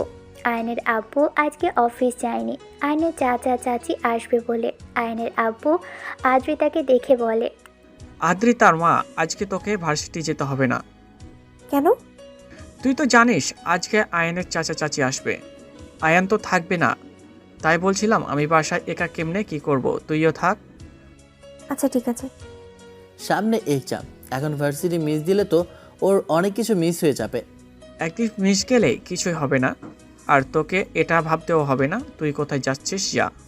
থুর। আয়ন আর বাহিরে না গিয়ে সিঁড়ি বেয়ে উঠে নিজের রুমে চলে গেল। আয়নের আব্বু বিষয়টা কিছুই বুঝতে পারল না। আদ্রিতা দাঁড়িয়ে না থেকে সেও রুমে চলে গেল। আয়নের আব্বু সোফায় বসে খবরের কাগজ পড়তে পড়তে অপেক্ষা করতে লাগলো কখন আয়নের চাচা চাচি আর নিলয় আসবে। প্রায় 11টার সময় কলিং বেল বেজে ওঠে। আয়নের আব্বুর সাথে আদ্রিতা বসেছিল। তিনি আদ্রিতাকে সাথে নিয়ে দরজার কাছে গিয়ে দরজা খুলে দেন। আয়নের আব্বু তার ভাইকে জড়িয়ে ধরে, তারপর তাদের সাথে মোলাকাত করে। আদ্রিতা আয়নের চাচা চাচিকে সালাম করে। ওনারা বেশ কয়েকবার আসার কারণে আদ্রিতাকে অনেক আগে থেকেই চেনে। আয়নের চাচি আদ্রিতার দিকে তাকিয়ে বলে, বাহ আদ্রিতা, মা তো দেখি আগের থেকে অনেক বড় আর দেখতে সুন্দর হয়েছিস তুই। আদ্রিতা লজ্জা পায় আয়নের চাচির কথা শুনে। আদ্রিতা কিছু বলে না, মাথা নিচু করে চুপ করে থাকে। এদিকে নিলয় তো আদ্রিতাকে দেখেই ক্রাশ খেয়ে যায়। দরজা খোলার পর আদ্রিতাকে দেখে সাথে সাথে ক্রাশ খেয়ে যায় নিলয়। কিন্তু নিলয় বুঝতে পারে না মেয়েটা কে, আর তার আম্মু তাকে চেনে। তখন নিলয় জিজ্ঞেস করে, এই মেয়েটাকে চাচ্চু? আমার তো আর কোনো চাচাতো ভাই বোন নাই আয়ান ছাড়া। এটা হলো আয়নের মামাতো বোন। সেই দুর্ঘটনায় আয়নের আম্মুর সাথে সাথে ওর বাবা মাও মারা যায়। তারপর থেকে ও এখানে থাকে আমার লক্ষ্মী মেয়ে হিসাবে। ও, তারপর তারা সবাই ভিতরে আসে, সোফায় বসে কথা বলতে থাকে। আর নিলয় আর চোখে আদ্রিতাকে দেখতে লাগে। আদ্রিতা সেটা বুঝতে পেরে আয়নের কথা মতো নিজের রুমে চলে যায়। আদ্রিতা রুমে চলে গেলে নিলয় বলে, আচ্ছা চাচু, আয়ান কোথায়? দেখছি না যে। আয়ান ওর রুমে আছে, যা দেখা করে আয়। ওর রুম কোনটা? উপরে উঠে 2 নম্বর রুমটাই ওর। নিলয় সোজা সিঁড়ি বেয়ে উপরে উঠে আয়নের রুমের সামনে চলে এলো। দরজা খোলা থাকায় ভিতরে গিয়ে আয়নের সামনে গিয়ে বলে, আয়ান, আমি চলে এসেছি তোর পছন্দের সব কিছু কেড়ে নিতে। আয়ন চিন্তিত হয়ে বসেছিল বিছানায়। হঠাৎ করে এই কথাটা শোনা মাত্রই আয়নের বুকটা ধক করে ওঠে। আয়ন সামনে তাকিয়ে দেখে নিলয়। নিলয়ের কথাটা শুনে আয়ন ঘামতে থাকে। আয়নের বুকের মধ্যে ভয় সৃষ্টি হতে থাকে। নিলয় চলে এসেছে আয়নের থেকে সব কিছু কেড়ে নিতে। নিলয় আদ্রিতাকে তার থেকে কেড়ে নেবে না তো? ঠিক ছোটবেলার পছন্দের প্রত্যেকটা জিনিসের মতো। আয়ন রেগে গিয়ে সোজা গিয়ে নিলয়ের কলার ধরে ফেলে। নিলয় ভাবতে পারছে না আয়ন এতটা রিয়াক্ট করে বসবে। সে তো মজা করে বলেছে। নিলয় আয়নকে বলে, আরে তুই এত রেগে গেলি কেন? আমি তো মজা করে বললাম। আর আমরা আর আগের ছোট নেই। আমার কাছেই এখন সব কিছু আছে, তোর কাছে এখন কোনো জিনিস নেই যে আমি কেড়ে নিব। আর থাকলে তো নিয়ে নিতাম। নিলয়ের হাসি মুখে এসব কথা শুনে আয়ন নিলয়ের শার্টের কলার ছেড়ে দেয় আর বুঝতে পারে যে নিলয় মজা করে বলেছে। তখন আয়ন নিলয়কে বলে, অনেক বছর পর তোর সাথে দেখা ভাই। আমিও ইচ্ছে করে এমনটা করলাম, দেখলাম তুই কি করিস। ও আচ্ছা, এসব বাদ দে। তোর কি অবস্থা? কেমন চলে? আর চলে যাচ্ছে কোনো রকম। তোর কি খবর? এত বছর পর দেশে, কারণ কি? আমি তো ভাবছিলাম তুই আর দেশেই আসবি না, ওখানে বিয়ে করে সেটেল হয়ে যাবে। ধুর, ওই সব বিদেশি মেয়ের প্রতি আমার কোনো ইন্টারেস্ট নাই। তাই তো বিয়ে করার জন্য দেশে আসলাম। আর আমার পছন্দ হয়ে গেছে। মানে? মানে তোর মামাতো বোন, কি জানি নাম। ও হ্যাঁ, আদ্রিতা। আদ্রিতাকে দেখে আমি ক্রাশ খেয়ে গেছি। আমার ওকে পছন্দ হয়ে গেছে। বিয়ে করলেই ওকেই করব। নিলয়ের কথা শুনে আয়ন প্রচণ্ড রেগে যায়। রাগে আয়নের চোখ মুখ লাল হয়ে যায়। আয়ন যেটার ভয় পাচ্ছিল ঠিক সেটাই হয়েছে। আয়ন রেগে নিলয়ের শার্টের কলার ধরে ফেলে আর নিলয়কে মারতে থাকে। নিলয় বুঝতে পারে না হঠাৎ আয়নের কি হলো। আদ্রিতাকে সে পছন্দ করেছে, এটা শুনে আয়ন এত রেগে গেল। নিলয়ও কম জেদি না। নিলয় ফাও মার খাবে না। নিলয়ও পাল্টা আয়নকে মারতে লাগে। পাশের রুমেই ছিল আদ্রিতা। আদ্রিতা মারামারির আওয়াজ শুনে দৌড়ে আয়নের রুমে আসে। নিলয় আর আয়নকে এভাবে মারামারি করতে দেখে আদ্রিতা কি করবে কিছু বুঝতে পারছে না। আদ্রিতা আয়নকে আটকানোর চেষ্টা করে কিন্তু পারে না। আদ্রিতা নিলয়কে ধরে আটকানোর চেষ্টা করে। আদ্রিতা নিলয়কে ধরতেই আয়ন এই সুযোগে ভালোভাবে নিলয়ের মুখে ঘুষি মারে। এতক্ষণে দুজনের মারামারি শব্দ শুনে নিচ থেকে সবাই চলে এসেছে। আয়নের আব্বু আর সবাই মিলে দুজনকে আটকায়। মার বেশি নিলয় খেয়েছে। নিলয়ের ঠোঁট কেটে হালকা রক্ত বের হয়েছে। এটা দেখে আয়নের আব্বু রেগে বলে, এইটা কি আয়ান? তুই এভাবে নিলয়কে মেরেছিস কেন? তুই বল নিলয়, কি হয়েছে? আর দুজনে মিলে এভাবে মারামারি করছিলি কেন? আমি কিছু জানি না। কথার মাঝে হঠাৎ তোমার ছেলে আমাকে মারতে শুরু করেছে। কিরে এভাবে মারছিলি কেন নিলয়কে? তোকে বারবার বারণ করার পরও তুই এটাই কেন করলি? আয়নের পাশেই দাঁড়িয়েছিল আদ্রিতা। আয়ন কিছু না বলে সোজা আদ্রিতার দু গাল ধরে আদ্রিতার ঠোঁটে কিস করে বসে। আচমকা এমনটা হওয়াতে আদ্রিতা সহ সবাই শক খেয়ে যায়। আদ্রিতার সাথে সাথেই আয়নকে ছাড়িয়ে ঠাস করে একটা থাপ্পড় মারে। এদিকে নিলয় অনেক রেগে যায়। নিলয় বুঝতে পারে আয়ন কেন তার সাথে এমনটা করলো। আয়নের আব্বু কিছু বলতে যাবে তার আগেই আয়ন চিৎকার করে বলে, আদ্রিতা শুধু আমার, আর কারণ না। কেউ যদি আমার থেকে আদ্রিতাকে কেড়ে নিতে আসে তাকে আমি জীবিত মাটির নিচে মাটির সাথে মিশিয়ে দেব। আয়নের এমন চিৎকারে সবাই কেঁপে ওঠে। আয়নের এমন কথা শুনে সবাই স্তব্ধ হয়ে যায়। আয়নের আব্বু কি বলবে কিছু ভেবে পাচ্ছে না। তখন আয়নের আব্বু রেগে বলে ওঠে, আয়ান, তুই এসব কি বলছিস? মাথা ঠিক আছে তোর? আমি যা বলছি ঠিক বলছি। আদ্রিতা শুধু আমার। সেই ছোট থেকে আমি আদ্রিতাকে ভালোবাসি। আয়ান, আদ্রিতা তোর বড় বোনের মতো। মামাতো বোন, আর মামাতো বোনকে ভালোবাসা বা বিয়ে করা যাবে, আর আমি সেটাই করব। মানুষ কি ভাববে? সবাই তোদের দুজনকে ভাই বোন হিসাবে জানে। এটা কখনো সম্ভব না। সবাই কি ভাববে এটা এই আয়ান ভাবে না, আর যেটা তোমার কাছে সম্ভব না সেটা আমি সম্ভব করে দেখাবো।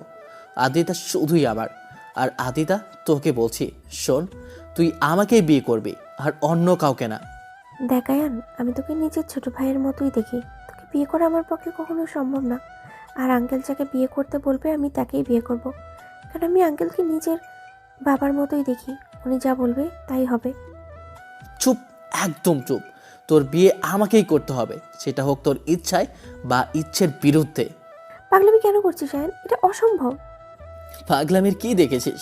যদি আমার কথার অবাধ্য হোস তো সামনে দেখবি পাগলামি কাকে বলে। আর কান খুলে শুনে রাখ, তোর বিয়ে আমাকেই করতে হবে। যদি অন্য কাকে বিয়ে করার বিষয়ে শুধু হ্যাঁ বলিস, তা কিন্তু তোর ভালো হবে না। আয়ান! চিৎকার করো না আব্বু, তুমি জানো আমি যা চাই সেটাই পাই, আর না পেলে কেড়ে নেই। সো আমার কথার অমতে গেলে কিন্তু এর ফল খারাপ হবে, যেখানে আমি আমার আব্বুকেই ছাড় দিয়ে কথা বলবো না। আর নিলয় শোন, আদ্রিতার দিকে যদি চোখ তুলে তাকিয়েছিস, আমি তোর চোখ তুলে নেব। আমার থেকে আদ্রিতাকে কেড়ে নিতে আসলে কিন্তু তার ফল ভালো হবে না। আমি কিন্তু আর সেই ছোট্টবেলার আয়ান নেই। এখন চোখের দিকে তাকালেই মার খাইতে খাইতে মইরা যাবি। আয়নের কথা শুনে সবাই বুঝতে পারে কেন আয়ান আর নিলয় মারামারি করেছে। সবাই নিলয়, আয়ান আর আদ্রিতার দিকে তাকায়। তখন নিলয় ঠান্ডা মাথায় বলে, আব্বু আম্মু আর চাচু নিচে আসো, তোমাদের সাথে আমার গুরুত্বপূর্ণ কথা আছে। কথাটা বলেই নিলয় নিচে চলে গেল। নিলয়ের সাথে সাথে তার আব্বু আম্মু আর আয়নের আব্বুও নিচে এসে বসলো। আদ্রিতা আর আয়নের রুমে না থেকে আয়নের দিকে একবার তাকিয়ে নিজের রুমে চলে গেল। আয়ন বিছানায় বসে বিছানা চাদর খামচে ধরল। আয়নের রাগ কন্ট্রোল হচ্ছে না। আয়ন আয়নার সামনে গিয়ে নিজের দিকে তাকিয়ে রইল। তারপর দিল সজোরে আয়নার মধ্যে এক খুশি। সাথে সাথে আয়নাটা ভেঙে চুরমার হয়ে গেল, আর আয়নের হাত থেকে রক্ত পড়তে লাগলো। আয়ন কিছুক্ষণ চুপ করে হাতের দিকে তাকিয়ে রইল। কিছুক্ষণ রক্ত পড়ার পর আয়ন একটা রুমাল দিয়ে হাত পেঁচিয়ে নিল। আয়ন কিছুটা শান্ত হলো। এদিকে নিচে বসে আছে নিলয়, তার আব্বু আম্মু ও আয়নের আব্বু। নিলয় তার আব্বু আম্মুকে উদ্দেশ্য করে বলে, আব্বু আম্মু, আমি আদ্রিতাকে বিয়ে করতে চাই। মেয়ে হিসেবে আদ্রিতা অনেক ভালো মেয়ে, আমাদের কোনো আপত্তি নাই। কিন্তু আয়ান? আয়ানকে তো আদ্রিতা নিজের ছোট ভাইয়ের মতোই দেখে। আদ্রিতা কখনো আয়ানকে বিয়ে করবে না। আর চাচুও তো বলল এটা অসম্ভব, এটা কখনো হওয়ার নয়। আর আমিও সেটাই বলি, এটা অসম্ভব, কারণ ওরা একে অপরের ছোট ভাই বোনের মতো। সবাই নিজের ভাই বোন মনে করে, মানুষ কি বলবে। আর জোর করে বিয়ে দিলেও আদ্রিতা কখনো আয়ানকে মেনে নিবে না, কারণ আদ্রিতা আয়ানকে নিজের ছোট ভাই ভাবে। আর আদ্রিতা তাকেই বিয়ে করবে যাকে চাচ্চু বিয়ে করতে বলবে। আয়ান নিজের রাগ কন্ট্রোল করে নিচে আসছিল। আয়ান সিঁড়ির কাছে আসতেই নিলয়ের এসব কথা শুনতে পায়। তখন আয়ান রেগে চিৎকার করে বলে, আদিতাকে আমার থেকে কেড়ে নেওয়ার চেষ্টা করলে আমি এমনভাবে প্রতিশোধ নিব, না দেখব কোনো বয়স, না দেখব কোনো আত্মীয় স্বজন, না দেখব কোনো বপ চাচা। আয়ান মামা ঠান্ডা কর। আয়ান মাথা ঠান্ডা কর। তোর সাথে এই বিষয়ে আমি রাতে কথা বলতেছি, আমাকে একটু ভাবতে দে। যত খুশি ভাবো, সমস্যা নেই, কিন্তু আদ্রিতাকে আমার থেকে কেড়ে নেওয়ার চেষ্টা করলে কারো পক্ষেই ফল ভালো হবে না। আগেই বলে রাখলাম, সেটা হোক অন্য কারোর পক্ষে বা তোমার পক্ষে। মাথা ঠান্ডা কর আর এখন বাইরে যা। ঝামেলা না করে আমাকে একা ভাবতে দে, আর আদ্রিতার সাথে কথা বলতে দে। 3 ঘন্টার সময় তোমার হাতে, যা ভাবার এই 3 ঘন্টায় ভাবো। আমি আসতেছি 3 ঘন্টা পর। কথাটা বলে আয়ন বাসা থেকে বের হয়ে যায়। আয়ন বাসা থেকে বের হয়ে 4 রাস্তার মোড়ে চলে আসে আর ফোন করে অন্তর আর আবিরকে আসতে বলে। আয়ন ভাবতেও পারছে না সামনে তার সাথে কি হতে চলেছে। এদিকে আয়ান বাসা থেকে বেরিয়ে যাওয়ার সাথে সাথে আয়নের আব্বু সবার উদ্দেশ্যে বলে, আমাদের যা করার এই 3 ঘন্টার মধ্যেই করতে হবে। আমি চাই না আয়ান আদ্রিতাকে বিয়ে করে আমার মান সম্মান ধুলোয় মিশিয়ে দিক। বাইরের মানুষ কি ভাববে? নিলয় যা বলেছে ঠিক বলেছে। এই 3 ঘন্টার মধ্যে কি করতে পারি আমরা? বিয়ে। বিয়ে? একবার তোর সাথে আদ্রিতার বিয়ে হয়ে গেলে আর কোনো সমস্যা থাকবে না। আয়ন আর কিছুই করতে পারবে না। পরে কি হবে সেটা পরেরটা পরে দেখা যাবে। একবার বিয়ে হয়ে গেলে আয়নের আর কিছু করার থাকবে না। এমনিতেই ওর পাগলামি চলে যাবে। আমি রাজি। আমি ফোন করে কাজীকে আসতে বলেছি। ততক্ষণে আমরা আদ্রিতার মতামত জেনে নিই। আদ্রিতা আমার মেয়ের মতোই। তারপর আয়নের আব্বু আদ্রিতাকে ডাকে। আয়নের আব্বু ডাকে আদ্রিতার রুম থেকে বেরিয়ে নিচে আসে আর মাথা নিচু করে চুপ করে থাকে। তখন আয়নের আব্বু আদ্রিতাকে জিজ্ঞেস করে, আদ্রিতা মা, তোর কি নিলয়কে বিয়ে করতে কোনো আপত্তি আছে? আপত্তি না থাকলে আমি এখনই তোদের বিয়ে দিতে চাই। কিন্তু আঙ্কেল, আয়ান আয়ান অনেক জেদ আর রাগী। পরে কি হবে সেটা জাস্ট ভাবতে পারছো একবার? পরেরটা পরে দেখা যাবে। আমি ঠিক আইনকে সামলে নিব। এখন বল, তোর মতামত কি? আমার কোনো আপত্তি নেই। ছোট থেকে মায়ের মতো যত্ন করে মানুষ করেছো আমায়। আমি চাই না তোমার মান সম্মানটা নষ্ট হোক। আমি চাই না তুমি কষ্ট পাও। তুমি যাকে বলবে আমি তাকেই বিয়ে করতে রাজি, চোখ বন্ধ করে। আর তুমি তোমার মেয়ের খারাপ তো কখনো চাইবে না, এটা আমি জানি। এ না হলো আমার মেয়ে। আচ্ছা, তুই প্রস্তুত হয়ে নে, কাজী আসছে।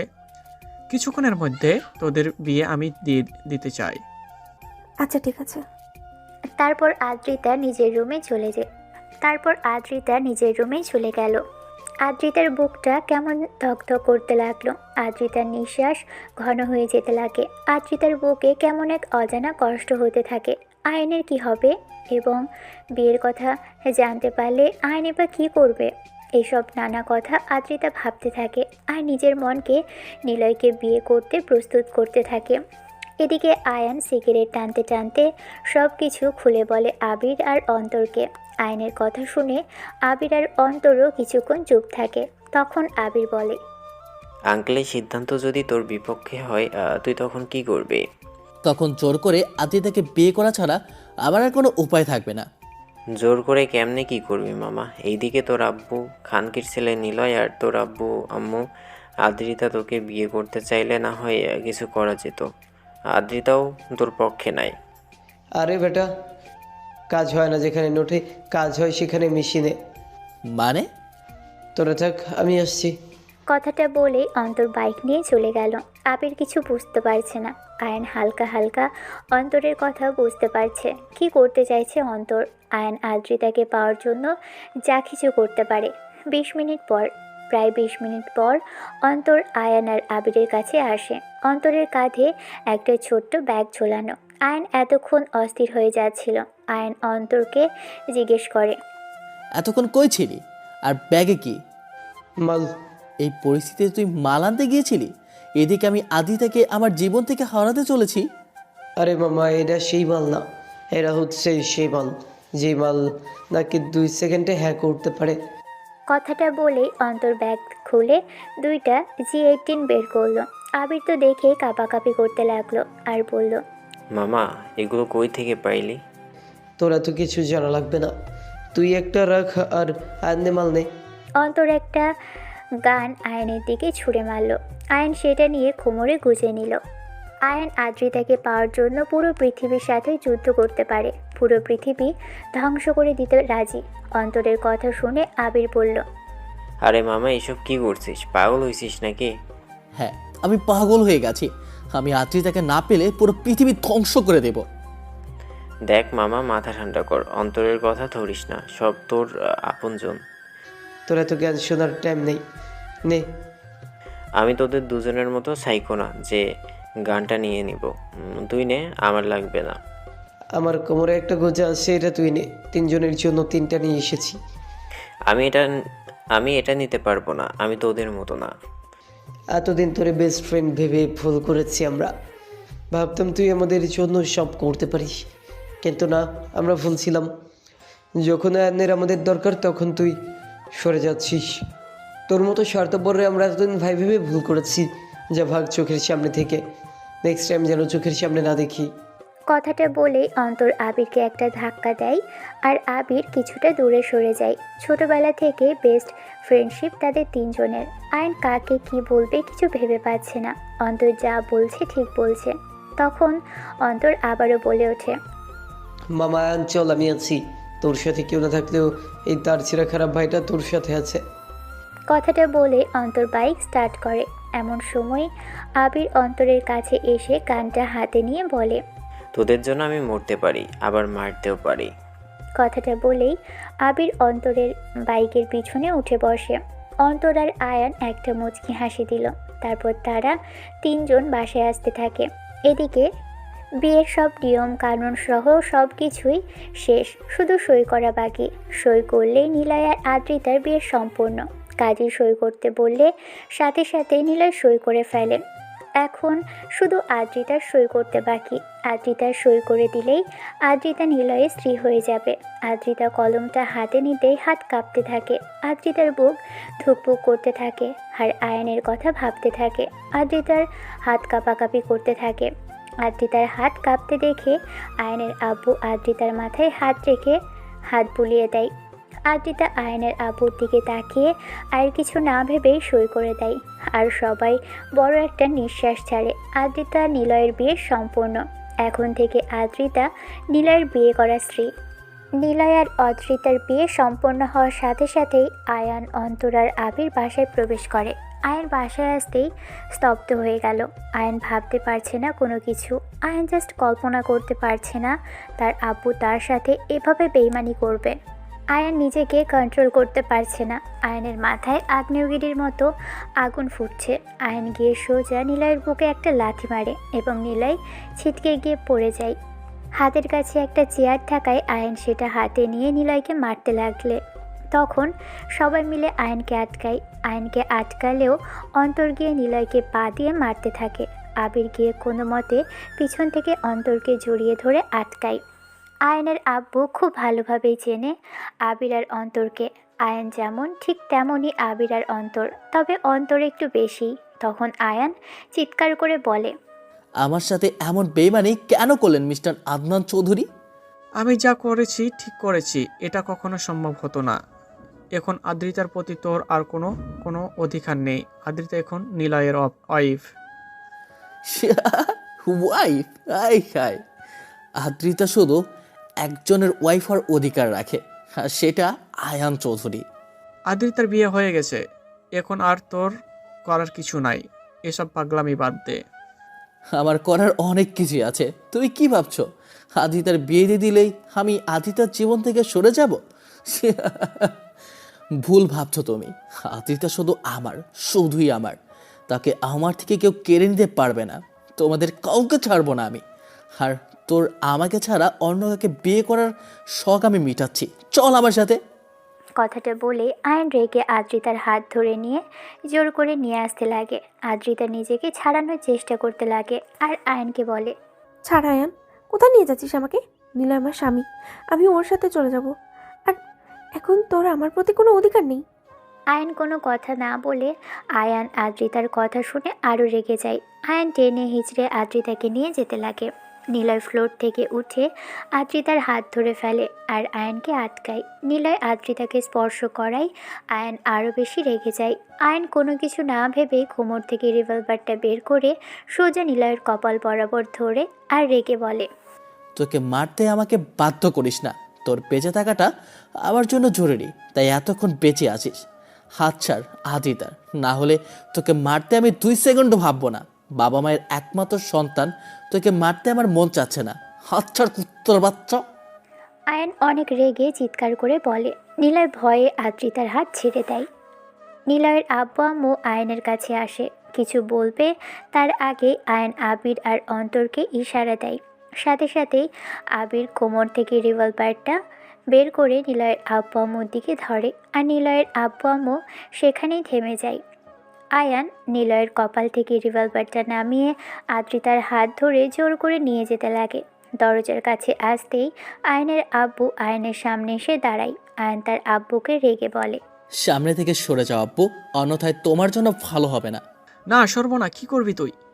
তোকে কোনোভাবে আমি আদ্রিতাকে এখান থেকে নিয়ে যেতে দিব না। আয়নের আব্বুর কথা শুনে আয়ন আরও বেশি রেগে যায়। আয়নের হাতে থাকা রিভলভারটা আয়ন তার আব্বুর দিকে তাক করে ধরে। আয়নের আব্বু সহ আদ্রিতা স্তব্ধ হয়ে যায়। আয়ন তখন বলে, আমাকে বাধ্য করো না আব্বু। আমার আব্বু হওয়ার কারণে আমার সাথে এত বড় বেইমানি করার পরও বেঁচে গেলে। তুই আমার মাথায় রিভলভার ধরেছিস? তোরে আমার ছেলে বলতেও ঘৃণা হচ্ছে। তোমার মাথায় রিভলভার কেন? আজ থেকে পাওয়ার জন্য আমি সব কিছু করতে পারি। সরে যাও সামনে থেকে। না সরলে কি করবি? মেরে ফেলবি? মার না। আমিও দেখি তো তুই কিভাবে আদ্রিতাকে নিয়ে যাস। আদ্রিতাকে নিয়ে যেতে হলে তোকে আমাকে মেরে আমার লাশের ওপর দিয়ে নিয়ে যেতে হবে। আয়নের আব্বুর কথা শুনে আয়ান তার আব্বুর মাথা থেকে রিভলভারটা নামিয়ে ফেলে। এটা দেখে তার আব্বু বলে, আমি জানি তুই একটা কখনোই করতে পারবি না। ভালোবাসার মানুষটাকে তুলে নিয়ে যেতে হলে কিছু তার ছিঁড়া বাইবাদার লাগে, যা আমার অনেক আছে। আর যেটা আমি করতে পারবো না সেটা তারা করতে দুইবারও ভাববে না। অন্তর। কথাটা বলেই আয়ান অন্তরের দিকে তাকায় আর রিভলভারটা অন্তরের দিকে ছুঁড়ে মারে। অন্তর রিভলভারটা হাতে নিয়ে কোমর থেকে আরেকটা রিভলভার বের করে দু হাতে দুইটা রিভলভার নিয়ে আয়ানের আব্বুর মাথা বরাবর তাক করে ধরে আর বলে, সরি আঙ্কেল। আঙ্কেল, আয়ানকে যেতে দিন, না হলে আমি কি করতে পারি তা আপনি ভালোভাবেই জানেন। অন্তরের কথা শুনে আয়নের আব্বু ভয় পেয়ে যায় আর সামনে থেকে সরে যায়। আয়নের আব্বু জানে অন্তর কেমন। আয়নের জন্য অন্তর কাউকে মারতেও দুইবার ভাববে না। আয়নের আব্বু সামনে থেকে সরে গেলে আয়ন একটা হাসি দেয় আর আদ্রিতাকে জোর করে নিয়ে যেতে লাগে। কিন্তু আদ্রিতা অতিরিক্ত জোর করছে, কোনো মতেই যেতে চাইছে না। আয়নের সেখানে এক হাত দিয়ে আঘাত করতে লাগে। তখন অন্তর বলে, মামা আয়ান, 1 মিনিট ওয়েট। কথাটা বলেই অন্তর পকেট থেকে একটা ছোট্ট স্প্রে বের করে আদ্রিতার মুখে স্প্রে করে দিল আর সাথে সাথেই আদ্রিতা অজ্ঞান হয়ে গেল। আদ্রিতা অজ্ঞান হয়ে গেলে আয়ন আদ্রিতাকে কোলে তুলে নিল। তখন অন্তর আয়নকে উদ্দেশ্য করে বলে, তুই যা, আমরা আসছি। আয়ান আদ্রিতাকে নিয়ে বাহিরে চলে আসে। তারপর একটা গাড়িতে পিছনের সিটে আদ্রিতাকে হেলান দিয়ে শুয়ে দেয়। অনেকক্ষণ ড্রাইভ করার পর আয়ান একটা বাড়ির সামনে চলে আসে। তারপর আয়ান আদ্রিতাকে আবারও কোলে নিয়ে একটা রুমে নিয়ে গিয়ে আদ্রিতাকে বিছানার মধ্যে ফেলে দেয়। আয়ান আদ্রিতার মুখের দিকে তাকিয়ে নিজের রাগ কন্ট্রোল করতে পারছে না। আয়নের মাথায় শুধু একটা কথাই বেজে চলেছে, আদ্রিতা তার সাথে কেন এমন করলো? কেন সে নিলয়কে বিয়ে করলো? কেন সে আয়নকে বিয়ে করলো না? কেন সে তার আব্বুর কথার অমত করলো না? আমি এত কিছু করার পরও সে কেন নিলয়কে বিয়ে করলো? আয়ান নিজের রাগকে কন্ট্রোল করতে না পেরে 1 গ্লাস পানি এনে আদ্রিতার মুখে ছিটিয়ে দিল এবং কয়েক সেকেন্ডের মধ্যেই আদ্রিতার জ্ঞান ফিরে। আদ্রিতার চোখ খুলে নিজেকে একটা বদ্ধ ঘরে আবিষ্কার করে এবং তার সামনে দাঁড়িয়ে আছে আয়ান। আয়ানকে দেখে আদ্রিতা একটু ভয় পেয়ে যায়। আদ্রিতার জ্ঞান ফিরতেই আয়ান শক্ত করে আদ্রিতার গলা চেপে ধরে। আয়ান এভাবে গলা চেপে ধরায় আদ্রিতা নিঃশ্বাস নিতে পারছে না। আদ্রিতার চোখে পানি চলে এসেছে। আদ্রিতা কাঁদতে থাকে। আয়ান আদ্রিতার গলা ছেড়ে দিয়ে দুহাত শক্ত করে চেপে ধরে। কেন করলে এমন? কোন সাহসে তুই এমনটা করলি? এর ফল কি হতে পারে তা তুই ভালোভাবেই ভোগ করবি। ছাড় আয়ান, আমি ব্যথা পাচ্ছি। আর আমাকে তুই কেন এখানে নিয়ে এসেছিস? ছাড় আমাকে, আমি বাসায় যাব। আর এখন তোর আমার প্রতি কোনো অধিকার নেই, কারণ এখন নিলয় আমার বিয়ে করা বর। আদ্রিতার কথা শুনে নিলয় আরও রেগে যায়। রাগে আয়নের চোখ মুখ লাল হয়ে যায়। আয়ন আরও শক্ত করে আদ্রিতাকে চেপে ধরে বলে, কিসের বিয়ে?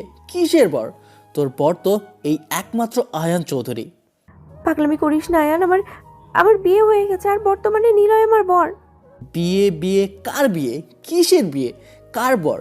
বিয়ে যেহেতু হয়েছে সেই অনুযায়ী বাসর আজকে হওয়ার কথা। ওকে ফাইন, বিয়ে যেহেতু হয়েছে। কথাটা বলেই আয়ন হাসতে থাকে আদ্রিতাকে ছেড়ে দিয়ে। আয়নের কথা শুনে আদ্রিতা চমকে যায় আর ভয় পেয়ে যায়। আয়নের কথা শুনে আদ্রিতা অনুভব করতে পারছে যে তার সাথে সামনে কি হতে চলেছে। তখন আদ্রিতা ভয়ে ভয়ে কাঁপা কাঁপা গলায় আতঙ্কিত হয়ে বলে, প্লিজ তুই আমার সাথে এমন করিস না। নিলয় আমাকে বিয়ে করেছে, সেই অনুযায়ী আমার উপরে শুধু নিলয়ের অধিকার। মানে আজকে আপনার বাসর হবে? বাসর তো আবার এই আয়ান চৌধুরীর সাথে? কথাটা বলে আয়ন নিজের শার্ট খুলতে থাকে।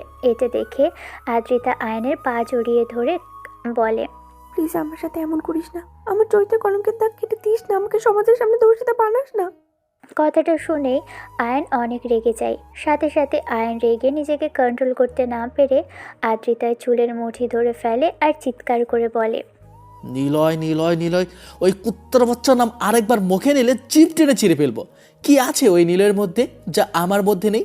এই আয়ান চৌধুরীর মধ্যে কি আছে আর এই আয়ান চৌধুরী কে তা এক্ষুনি ভালোভাবে বুঝিয়ে দিচ্ছি।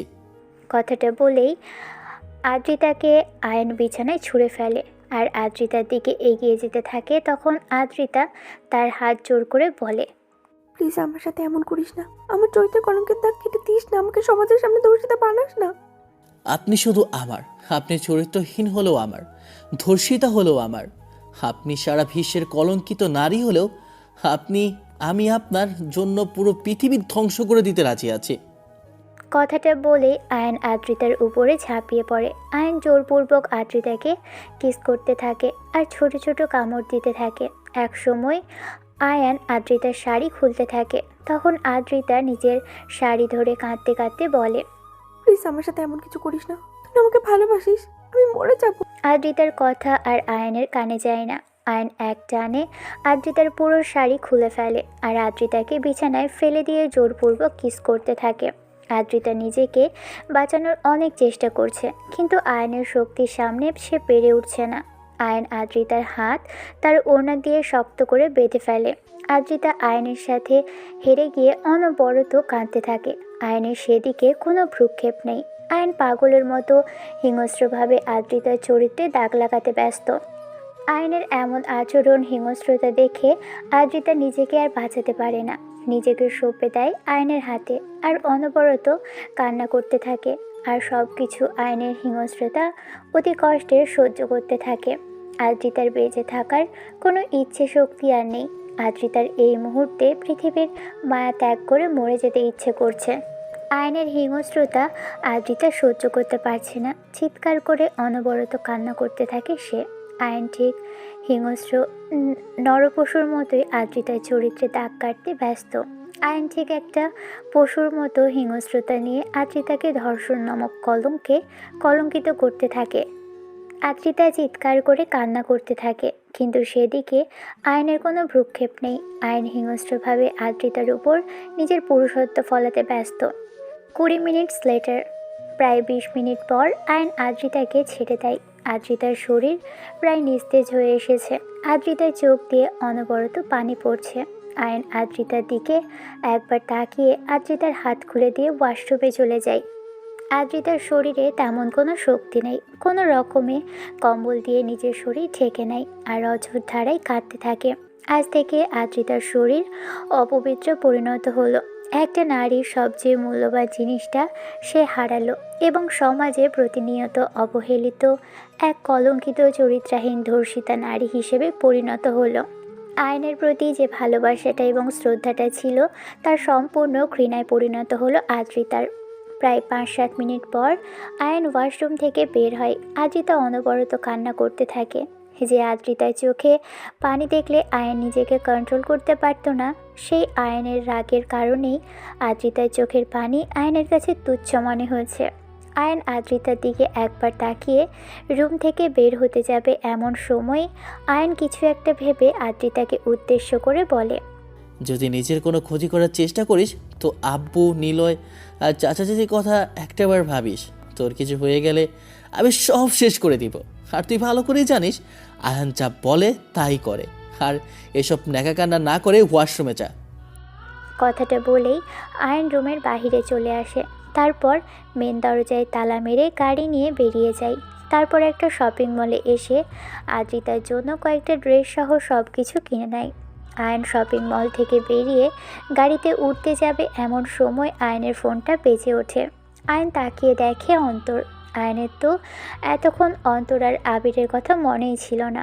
তখন আয়ন ফোনটা রিসিভ করে অস্থির হয়ে বলে, মামা তোরা কই? বাড়ির সামনে। মেন দরজায় তালা মারা কেন? তুই আর আদ্রিতা কই? প্রায় 10 মিনিট পর আয়ন বাড়ির সামনে চলে আসে। আয়ন দেখে আবির আর অন্তর বাহিরে বসে আড্ডা দিচ্ছে। মনে হচ্ছে কোনো কিছুই হয়নি। আয়ন ওদের কাছে গিয়ে বলে, তোদের এত দেরি হলো কেন? আর ওই দিকের কি অবস্থা? কী আর অবস্থা হবে, তুই চলে আসার কয়েক মিনিট পর আমরাও চলে আসছি। আচ্ছা ঠিক আছে, এই বিষয়ে পরে কথা বলতেছি, আগে ভিতরে চল। তারপর আয়ান দরজার তালা খুলে এবং তিনজনে ভিতরে প্রবেশ করে। আবির আর অন্তরকে বসতে বলে আয়ান ড্রেসগুলো নিয়ে রুমে চলে আসে। আয়ান রুমে এসে দেখে আদ্রিতা সেখানেই বসে আছে আর কান্না করছে। তখন আয়ান ধমক দিয়ে বলে, ওয়াশরুমে যেতে বলছিলাম না, যাওনি কেন এখনো? আয়নের ধমক খেয়ে আদ্রিতা কান্না করতে করতে কেঁপে ওঠে। আয়ন আদ্রিতার কাছে গিয়ে ড্রেসগুলো হাতে নিয়ে গাল দুইটা এক হাত দিয়ে চেপে ধরে রেগে বলে, এইসব ন্যাকা কান্না ছেড়ে ওয়াশরুমে যাও। আমি 30 মিনিট পরে এসে যদি দেখি তুই এভাবে এখানে বসে আছিস, তাহলে সেটা তোর জন্য ভালো হবে না। একটু আগে যেটা হয়েছে ঠিক সেটাই হবে তোর সাথে। কথাটা বলেই আয়ন রুম থেকে বেরিয়ে নিচে চলে আসে। আয়ান, আবির আর অন্তর তিনজন চুপচাপ বসে আছে, কেউ কোনো কথা বলছে না। সামনে কি হবে সেটা ভেবেই চলেছে তারা। তখন আবির বলে, আদ্রিতার বিয়ে হয়ে যাওয়ার পরেও তোকে তার অমতে এমনি তুলে আনা কি ঠিক হলো? আদ্রিতা কি তোকে মেনে নিবে? আদ্রিতার তো বিয়ে হয়ে গেছে, এখন কি করবি তুই? ডিভোর্স। তোর আব্বু আর তোর চাচাতো ভাই কি চুপ থাকবে? আমার মনে হয় না চুপ থাকবে। তোকে আর আদ্রিতাকে তন্ন তন্ন করে খুঁজবে। সারা জীবন খুঁজলেও এখানে আসতে পারবে না। আর তোরা সাবধানে থাকবি, তোদের ফলো করতে পারে। আরে বেটা, ওরা আমাদের ফলো করবে। ওরা হয়তো জানে না আমরা যে রাস্তায় চলি ওই রাস্তা গুগল ম্যাপেও নাই। তারপরেও সাবধানে থাকবি, আর এখানে আসলে সাবধানে আসবে। আচ্ছা ঠিক আছে, এখন কিছু খাওয়া ভাই, অনেক খিদা পেয়েছে আর দুপুর থেকে অনেক ঝামেলা গেছে। আচ্ছা ঠিক আছে, চল হোটেল থেকে খেয়ে আসি, আর আদ্রিতার জন্য খাবার নিয়ে আসতে হবে। তারপর তারা তিনজনে বাসা থেকে বাইরে এসে রেস্টুরেন্টে খাওয়া দাওয়া করে নেয়। আয়ন কিছু খাবার আদ্রিতার জন্য প্যাক করে নেয়। তারপর সেখান থেকে আবির আর অন্তর তাদের বাসায় চলে গেল। আয়নও বাসায় চলে এলো। আয়ন চাবি দিয়ে দরজা খুলে ভিতরে গিয়ে সোজা রুমে চলে গেল। আয়ন ভিতরে গিয়ে দেখে আদ্রিতা একটা নীল ড্রেস পরে আছে, যেগুলো আয়ন এনে দিয়েছিল।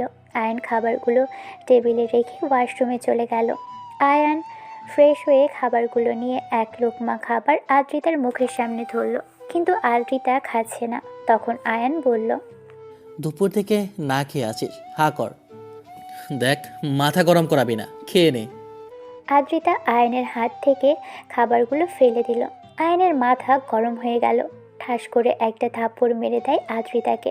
আদ্রিতা থাপ্পড় খেয়ে নিঃশব্দে কাঁদতে থাকে। এটা দেখে আয়ন ধমক দিয়ে বলে, আমি তোর কান্না সহ্য করতে পারি না। আমার সামনে একদম কান্না করবি না, কান্না থামা।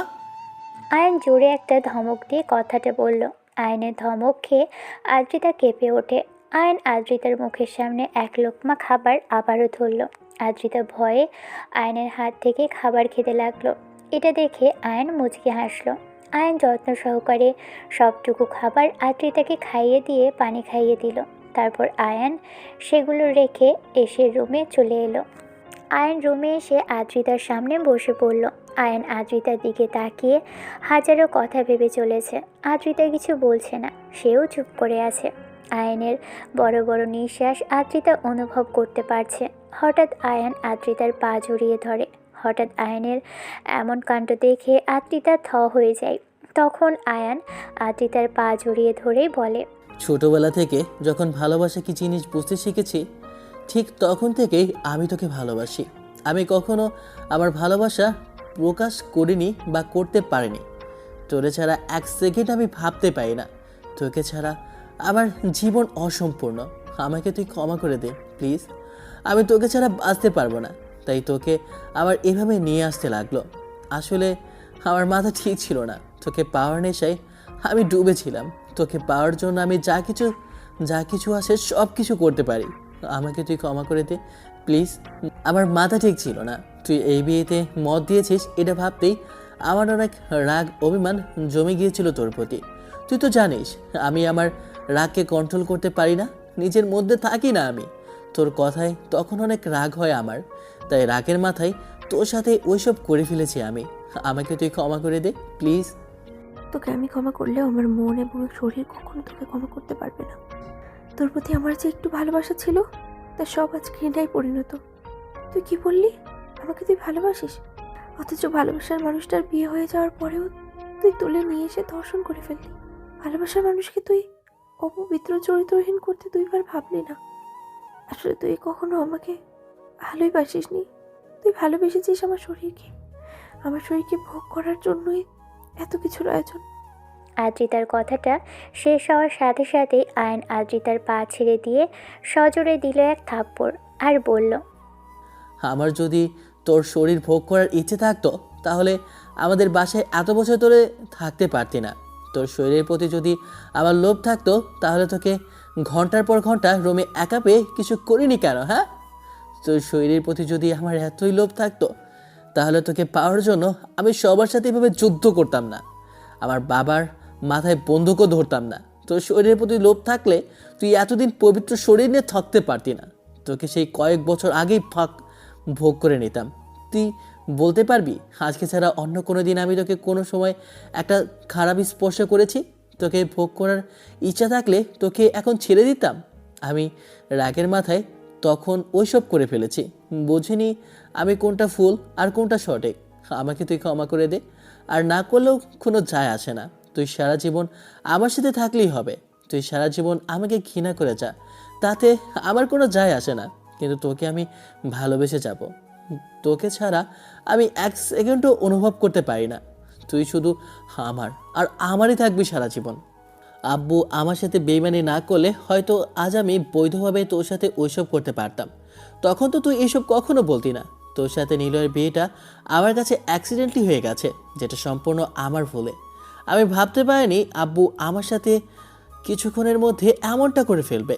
আর তোর সাথে একটু আগে এসব করাটাও অ্যাক্সিডেন্টলি হয়ে গেছে, যেখানে সম্পূর্ণ ভুলটা আমার। আমি কিছু করতে পারলাম না, না তোকে বৈধভাবে পেলাম আর না বৈধভাবে তোর সাথে এমনটা করতে পারলাম। যেসব আমি আজ অবৈধভাবে করলাম সেসব একসময় বৈধতা পাবে। অবৈধ কালগুলো একসময় বৈধতার রূপ নেবে, যেখানে শুধু কয়েক মাসের বৈধ অবৈধতা। জানি না কখনো তোর ঘৃণা সরিয়ে ভালোবাসা পাবো কিনা, কিন্তু আমি সেই দিনের অপেক্ষায় রইলাম। আর যদি তোর ভালোবাসা না পাই তারা তোর ঘৃণাগুলোই আমার কাছে ভালোবাসার নাই। ভালো না বাসন অন্তত ঘৃণা তো করে। এই কথাটা ভেবেই আমি তোর সাথে সারা জীবন কাটিয়ে দেব। কথাটা বলেই আয়ন রুম থেকে বেরিয়ে যায়। আয়ন ছাদে এসে একটা সিগারেট জ্বালিয়ে আকাশের পানে তাকিয়ে তার মায়ের কথা ভাবতে থাকে। তার আম্মু বেঁচে থাকলে হয়তো আজ আয়নের জীবনটা এমন হয়ে যেত না। এদিকে রুমে বসে আদ্রিতা আয়নের কথা ভেবে চলেছে। আয়ন আদ্রিতাকে কতটা ভালোবাসলে তার বাবার মাথায় বন্দুক ধরে। আয়ন তাকে কতটা ভালোবাসলে তাকে ছাড়া থাকতে পারবে না বলে বিয়ে হয়ে যাবার পরও তাকে তুলে নিয়ে আসে। আমার তো বিয়ে হয়ে গেছে, তাহলে আমি কিভাবে আয়নকে মেনে নিব? আর আমি বা আমার অপবিত্র শরীর নিয়ে আয়নকে ছেড়ে আর কই যাব? না না, আয়ন আমাকে কখনো ভালোবাসেনি, আমার শরীরকে ভালোবাসে সে।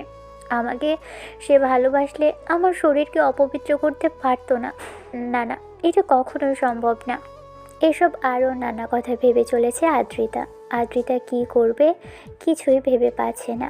আদ্রিতার মনে অনেক প্রশ্ন বিঁধে চলেছে। এই অপবিত্র শরীর কি এখন নিলয় মেনে নেবে, নাকি সে আয়নকে মেনে নিয়ে তার শরীর যে অপবিত্র করেছে তার সাথে থাকবে, নাকি সে দুজনের থেকেই সরে গিয়ে একা সারাটা জীবন কাটিয়ে দেবে? আয়ন কি তাকে যেতে দিবে? আদ্রিতা যদি আয়নের জীবন থেকে হারিয়ে যায় তাহলে আয়ন কি করবে?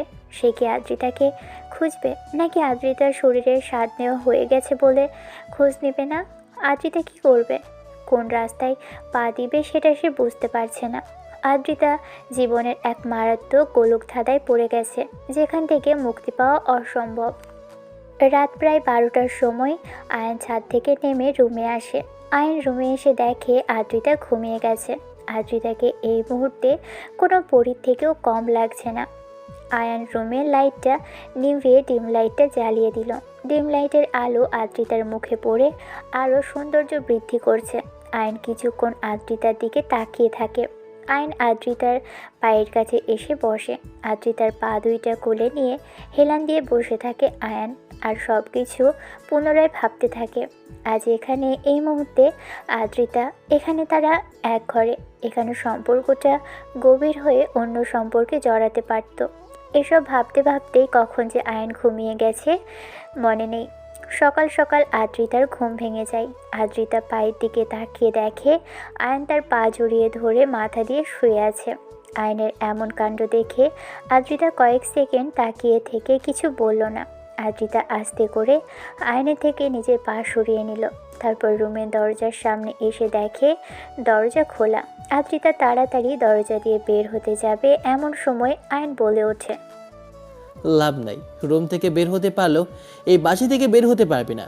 এই বাসা থেকে বের হতে হওয়ার একটা রাস্তা খোলা আছে, সেটা হলো মেন দরজা, আর যার চাবি এই যে আমার হাতে। কথাটা বলে আয়ন হাত উপরে উঠিয়ে চাবিটা আদ্রিতাকে দেখালো। আয়নের এমন কাহিনী দেখে আদ্রিতা বোকা বনে গেল। আদ্রিতা আবারও খাটে এসে বসলো আর আয়নকে উদ্দেশ্য করে বলল, আমাকে ছেড়ে দে না প্লিজ। তোর যা দরকার সেটা তুই নিয়ে নিয়েছিস। একদম ফালতু কথা বলবি না।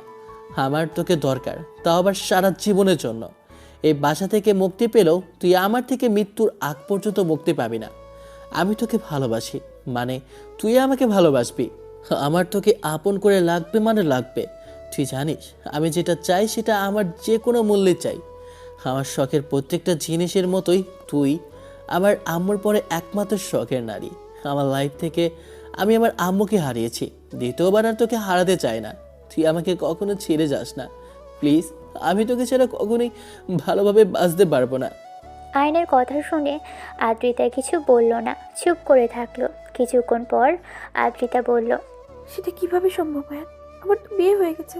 আমার বিয়ে না হলে আমি ভেবে দেখতাম। বিয়ে হয়েছে তো কি হয়েছে, এটা একটা অ্যাক্সিডেন্ট মাত্র। তুই আমার কাছে এখানে 6 মাস থাকবে। 6 মাস পর তুই নিলয়কে ডিভোর্স দিবি, তারপর আমি তোকে বিয়ে করে নেব সারা জীবন আমার পাশে আমার সাথে থাকার জন্য। আমার শরীরের প্রতি এত লোভ তোর এই 6 মাস ধরে? আদ্রিতা আর কিছু বলবে তার আগে আয়ন রেগে ঠাস ঠাস করে 2টা থাপ্পড় মেরে দেয় আদ্রিতাকে। আয়ন রেগে গিয়ে বলে, আমি আমার মরা মায়ের কসম কেটে বলছি, আজ থেকে আমি তোকে তোর অনুমতি ছাড়া ওইসব করা তো দূরের কথা, কোনোদিনই স্পর্শও করবো না আমি। কথাটা বলেই আয়ন রেগে ওয়াশরুমে চলে যায়। আয়ন মুখে কয়েকটা পানির ঝাপটা মেরে নিজের রাগ কন্ট্রোল করার চেষ্টা করে। আয়ন ফ্রেশ হয়ে ওয়াশরুম থেকে বের হয়ে আদ্রিতাকে উদ্দেশ্য করে বলে, ফ্রেশ হয়ে নে, আমি খাবার নিয়ে আসি। কথাটা বলেই আয়ন বাসার বাইরে চলে এলো। আসার সময় মেন দরজায় তালা দিয়ে দিল। আয়ন একটা রেস্টুরেন্ট থেকে দুজনের খাবার প্যাক করে নিয়ে বিল দিয়ে বাইরে চলে এলো। আয়নের কাছে ক্যাশ টাকা বেশি নেই। আয়নের ওয়ালেট থেকে কার্ড বের করে এটিএমে টাকা তুলতে গেল। আয়ন টাকা তুলতে গেলে তো আয়নের মাথায় ঘুরে যায়।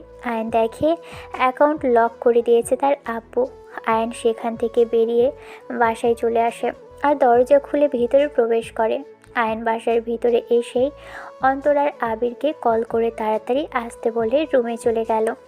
আয়ন রুমে গিয়ে খাবারগুলো খুলে প্লেটে নিয়ে এসে আদ্রিতাকে দিয়ে খেতে বলল। আদ্রিতা খাচ্ছে না। তখন আয়ন আদ্রিতার দিকে রেগে তাকালো। আদ্রিতা আয়নের দিকে তাকিয়ে খাবারগুলো খেতে লাগে। আদ্রিতা খাচ্ছে না। তখন আয়ন আদ্রিতার দিকে রেগে তাকালো। আদ্রিতা আয়নের দিকে তাকিয়ে খাবারগুলো খেতে লাগে। আদ্রিতা জানে আয়ন রেগে গেলে আবার কী থেকে কী করে বসে কে জানে। আয়নও আদ্রিতার সাথে খেয়ে নিল। কিছুক্ষণ পর কলিং বেল বেজে ওঠে। আয়ন দরজার কাছে গিয়ে লুকিং গ্লাস দিয়ে দেখে আবির ও অন্তর। আয়ন দরজা খুলে এদিক ওদিক আশেপাশে তাকিয়ে আবির ও অন্তরকে ভিতরে নিয়ে আসে। তখন অন্তর বলে, কিরে এইভাবে এত জরুরি আসতে বললি কেন? কিছু কি সমস্যা হয়েছে? আব্বু আমার অ্যাকাউন্ট লক করে দিয়েছে, আমার কাছে তেমন ক্যাশ টাকাও নাই। এই 6টা মাস কীভাবে আদ্রিতাকে নিয়ে এখানে থাকবো বুঝতে পারছি না। আরে বেটা, এটা কোনো কথা? আমরা আসি কি করতে? তুই কিছুক্ষণ ওয়েট কর, আমরা আসছি। এই মামা চল। তারপর অন্তর আর আবির বেরিয়ে গেল। বেশ কিছুক্ষণ পর ফিরে এসে আয়নের হাতে একটা 4টা টাকার বান্ডিল ধরিয়ে দিয়ে বলে, এখানে মোট 2 লাখ আছে। 6 মাস চলে যাবে, কোনো ব্যাপার না। আর না গেলে তো আমরা আছি, সমস্যা নেই। এত টাকা কই পালি তোরা? আরে বেটা, আমাদের 3 জনের অ্যাকাউন্টে কি কম টাকা আছে নাকি? তোরটা লক করেছে তো কি হয়েছে, আমরা তো আছি। তো এগুলো তো কিছুই না, আব্বুর কাছে চাইলে আরও দিবে। আমরা হলাম বড় লোকস, একটা কথা বুঝতেছি না, আমরা দুজনেই এত বড়লোকস মানুষের তোর মতো বর্তমান ফকিন্নির সাথে কথা বলছি কেন? এই মামা অন্তর চল, এসব ফকিন্নি পোলাপাইনের সাথে কথা বলে আমাদের কাজ নেই। মার খাওয়ার ইচ্ছে হয়েছে, দিব? না থাক ভাই, লাগবে না। তারপর তারা তিনজন আড্ডা দিতে লাগলো। কিছুক্ষণ আড্ডা দিয়ে অন্তর ও আবির চলে গেল। সাথে আয়নও বাহিরে বের হয়ে আসলো। আয়ন কয়েকটা গল্পের বই কিনে নিয়ে বাসায় চলে আসলো। আয়ন রুমে এসে দেখে আদ্রিতা হেলান দিয়ে আনমনে কোনো কিছু ভেবে চলেছে। আয়ন আদ্রিতার সামনে গিয়ে বইগুলো রেখে দেয় আর আদ্রিতাকে উদ্দেশ্য করে বলে, জানি এই 6টা মাস তোর এভাবে ঘরবন্দি হয়ে থাকতে অনেক কষ্ট হবে, কিন্তু কিছু করার নেই। এই যে কয়েকটা বই আছে, এখানে এগুলো পড়ে সময় কাটাতে পারিস। বইয়ের কথা আয়নের মুখ থেকে শুনে আদ্রিতার এক্সামের কথা মনে পড়ে। আর কয়েকদিন পরেই তো তাদের ফাইনাল এক্সাম। তখন আদ্রিতা বলল, সামনে তো তোর আর জমার ফাইনাল এক্সাম। আমি এক্সাম দেবো না, আর সাথে তুইও না। তোর একটা বছর পিছিয়ে গেলে কোনো সমস্যা নেই, কিন্তু আমি তোকে আমার জীবন থেকে হারিয়ে ফেললে আমার জীবন কোনো সমাধান থাকবে না। সো এক্সামের কথা মন থেকে মুছে দে। 6 মাস এখান থেকে তুই বেরোতে পারবি না, যা হবার 6 মাস পর হবে। একদিন একদিন করে পুরো 6 মাস কেটে গেল। এই 6 মাসে আদ্রিতা কোনোভাবেই বাসা থেকে বের হতে পারেনি। আয়নও তেমন বাসার বাইরে বের হয়নি রাতে ছাড়া। এই 6 মাস 6 বছরের মতো কেটেছে আদ্রিতা ও আয়নের। এই 6 মাসে আয়ন আদ্রিতাকে স্পর্শ পর্যন্ত করেনি। আদ্রিতা এই 6 মাস সহ্য করে নিয়েছে। আদ্রিতার আয়নের প্রতি যতটা রাগ ঘৃণা আয়নের প্রতি ছিল, তা এই 6 মাসে অনেকটাই কমে গেছে বলা যায়। আদ্রিতা এই 6 মাসে বুঝতে পেরেছে আয়ন কেন এসব করেছে। আয়ন শুধু তাকে পাওয়ার জন্যই এসব করেছে। আদ্রিতা এই 6 মাসে খুব ভালোভাবে বুঝে গেছে আয়ন তাকে ছাড়া কখনো থাকতে পারবে না। আয়ন তাকে কতটা ভালোবাসে। 6 মাস তো কেটেই গেল। কি হতে চলেছে সামনে? আদ্রিতা কি নিলয়কে ডিভোর্স দিবে, বা নিলয় কি বা আদ্রিতাকে ডিভোর্স দিবে? আদ্রিতা কি আয়নের ভালোবাসাকে মেনে নেবে, নাকি আয়নকে দূরে সরিয়ে দিবে, নাকি দুজনের থেকেই সরে গিয়ে এই অপবিত্র শরীর নিয়ে সারা জীবন একাই কাটিয়ে দিবে? 6 মাস পর নিজের বাসায় নিলয়, চাচা চাচি এবং তার আব্বুর সামনে দাঁড়িয়ে আছে আয়ান। আয়নের সাথে আছে আদ্রিতা, অন্তর ও আবির। হঠাৎ 6 মাস পর আয়ন আদ্রিতাকে দেখে বেশ খানিকটা অবাক হয় আয়নের আব্বু, যাকে তন্ন তন্ন করে খুঁজেও পায়নি। হঠাৎ সে বাসায় সবার সামনে দাঁড়িয়ে আছে। আয়ন একটা কাগজ বের করে টেবিলের উপর ফেলে দিল, যেটা আদ্রিতা আর নিলয়ের ডিভোর্স লেটার। আয়ন ডিভোর্স লেটারটা টেবিলে রেখে আদ্রিতাকে উদ্দেশ্য করে বলল, আদিতা সাইন কর। আয়নের কথা শুনে আদ্রিতা কিছু না ভেবেই সই করে দেয়। কেননা এই অপবিত্র শরীর সে নিলয়কে উপহার দিবে না। এর চেয়ে ডিভোর্স হওয়াটাও উত্তম, যা আদ্রিতার জন্য ভালো হবে। তাই আদ্রিতা সই করে দেয়। তখন আয়ান একটা মুচকি হেসে নিলয়কে উদ্দেশ্য করে বলে, নে সই কর। কি এটা? আর আমি কেন সই করব? তোর আর আদিতার ডিভোর্স লেটার, নে সই কর। কখনো না, আমি মরে গেলেও সাইন করব না।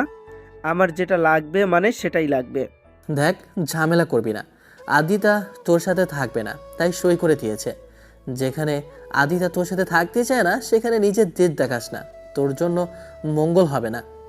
আদ্রিতা সই করলেও আমি করব না। কি করবি তুই? তোকে 3 মিনিট সময় দিলাম, চাচা চাচি এরে বোঝাও, না হলে আমি কি করতে পারি তা তোমাদের ভালোভাবেই জানা আছে।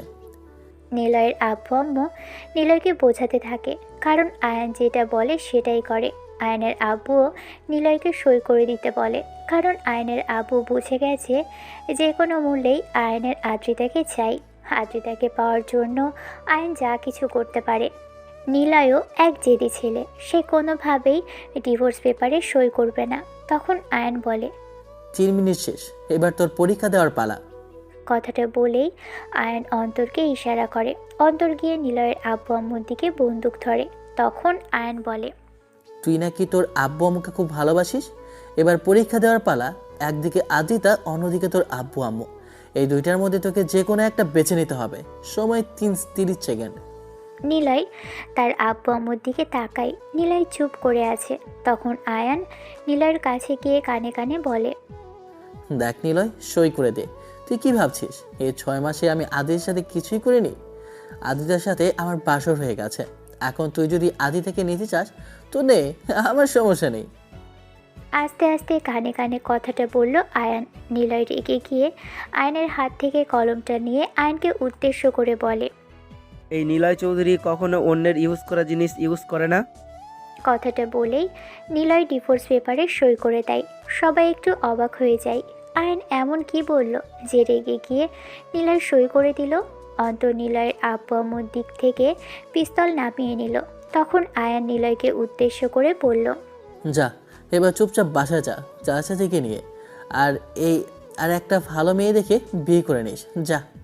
নিলয় তার আব্বু আম্মুকে নিয়ে কোনো কথা না বলে আয়নের আব্বুকে বলে বাসা থেকে বেরিয়ে গেল। তখন আয়ান আরও একটা কাগজ টেবিলের উপর রেখে আদ্রিতাকে উদ্দেশ্য করে বলে, আদিতা এবার এটাতে সই কর। কিসের কাগজ? আর আমি কেন সই করব? করবো না আমি কখনো সই। তোর আর আমার বিয়ের রেজিস্ট্রি। আমি তোকে বিয়ে করতে পারবো না। আমার এই জীবনে আমি আর কাউকে বিয়ে করব না। ছোট্ট একটা জীবন আমি একাই কাটিয়ে দেবো। দেখ আমাকে রাগাবি না, চুপচাপ সাইন কর। তোকে আমি আজকে বৈধভাবে আমার করে পাবো। আমি বিয়ে করব না।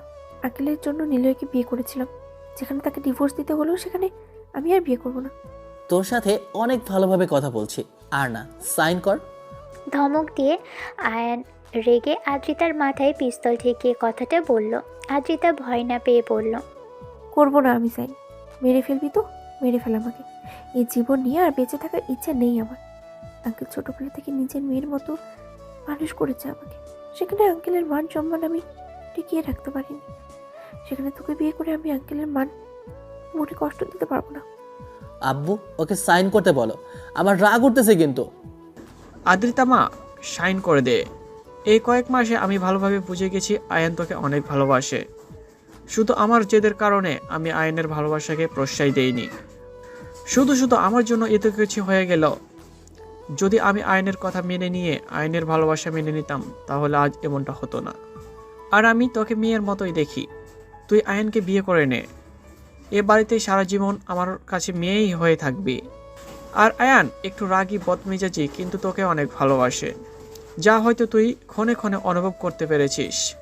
তুই আয়নকে বিয়ে করে নে, এতে আমি খুশি হব। আয়নের আব্বুর কথা শুনে আদ্রিতা চুপ করে আছে, কিছুই বলছে না। তখন আয়ান আদ্রিতার মাথা থেকে পিস্তলটা নামিয়ে নিজের মাথায় ধরে বলে, তোকে আমি অসম্ভব ভালোবাসি, তোকে আমি মারতে পারবো না। তোকে না মারতে পারলো আমি মরে যেতে পারি। তুই সাইন করবি নাকি আমি আমার মাথায় চালিয়ে দেব? সময় 30 সেকেন্ড। আয়নের এমন কাণ্ড দেখে আদ্রিতার বুকটা ধুক করে ওঠে, কারণ আদ্রিতাও একটু একটু করে আয়নকে ভালোবাসতে শুরু করেছে। কিন্তু সেই দিনে ঘটনার অভিমান সে সরিয়ে প্রকাশ করতে পারছে না। আয়ন অনেক রাগী ছেলে। আয়ন নিজের মাথায় পিস্তল চালিয়ে দিতে 2 বার ভাববে না। আদ্রিতা আয়নের কাছে এসে ঠাস ঠাস করে 2টা থাপ্পড় মেরে দিল। তারপর আয়নের প্রতি সমস্ত রাগ অভিমান এক সাইডে সরিয়ে রেখে সই করে দিল। তারপর আয়নের দিকে একবার তাকিয়ে সিঁড়ি দিয়ে উঠে নিজের রুমে চলে গেল। আদ্রিতার এমন কাণ্ড দেখে সবাই অবাক। হঠাৎ থাপ্পড় মারল কেন? সবাই অনেক খুশি আজ, কারণ আয়নের একতরফা ভালোবাসা আজ বৈধতা পেল। এখন কাগজে কলমে আদ্রিতা আয়নের স্ত্রী। এখন আদ্রিতার প্রতি সমস্ত অধিকার আয়নের। আদ্রিতা চলে গেলে আয়ন তার আব্বুর কাছে যায় আর তার মাথা নিচু করে বলে, আব্বু আমাকে তুমি ক্ষমা করে দাও। সেই দিনের জন্য আমি অনেক অনেক সরি। আসলে আমার মাথায় ঠিক ছিল না, রাগের মাথায়। তুমি তো জানো আমি রাগের মাথায় কি করি, আমি নিজেই যাই না। আর হয়তো সেই দিন এমন না করলে হয়তো আজ আদিতাকে আমি পেতাম না, আর আদিতাকে না পেলে আমিও বাঁচতাম না। তোর প্রতি আমার রাগ নেই, তুই আমার সন্তান। সন্তানের প্রতি কি কেউ রেগে থাকে? আমি ভুল করেছিলাম বলে তুই এমনটা করেছিস, আর সারা জীবন করে যাবি? আদ্রিতাকে তোর করে রাখার জন্য তুই সারা জীবন এমন পাগলামি করে যাবি? আমি তোকে সাপোর্ট করব। তোর ভালোবাসাকে আমি সম্মান করি, যেখানে তুই তোর ভালোবাসার জন্য পুরো পৃথিবীর সাথে লড়তে রাজি। আর সারা জীবন এইভাবে আদ্রিতাকে আগলে রাখবি। কথাটা বলেই আয়নের আব্বু আয়নের মাথায় হাত বুলিয়ে দিল। তখন অন্তরার আবির সামনে এসে বলল, আমি চাই তোমরা সারা জীবন আয়নের পাশে এভাবেই থাকো। তোমরা তিনজন এভাবেই নিজের ভাইয়ের মতো থাকো, যেখানে ভাইয়ের জন্য তোমরা জীবন দিতেও রাজি। তোমাদের মতো বন্ধুত্ব যেন সারা জীবন এভাবে থাকে। তোমাদের মতো বন্ধু যেন সবাই পায়। আর তোমাদের সেই দিনের ব্যবহারে আমার কোনো রাগ নেই। আমরা তো আমার সন্তান এর মতোই। আচ্ছা, তোমরা আড্ডা দাও, আমি আদিতার সাথে কথা বলে আসি। কথাটা বলে আয়ানের আব্বু আদ্রিতার সাথে কথা বলতে চলে যায়। আয়ান, আবির আর অন্তর ছাদে চলে আসে আর আড্ডা দিতে থাকে। তখন আবির বলে, আচ্ছা মামা, আজ তো তোর আর আদ্রিতা আপুর বাসর রাত। কিসের বাসর রাত? বাসর রাত তো কবেই হয়ে গেছে। মানে? শালা ওরা 6 মাস এক বাসে থেকেছে। তোর কি মনে হয় এই 6 মাস আয়ন বসেছিল, উল্টোপাল্টা কিছু করেনি? তুই যা ভাবছিস তা না, এমনটা কিছুই হয়নি। আমি তোদের মতো ক্যারেক্টারলেস না। তুই যে কেমন, তোর চরিত্র কেমন তা জানা আছে। শালা ডিভোর্সি সিনিয়র মেয়ের জামাই।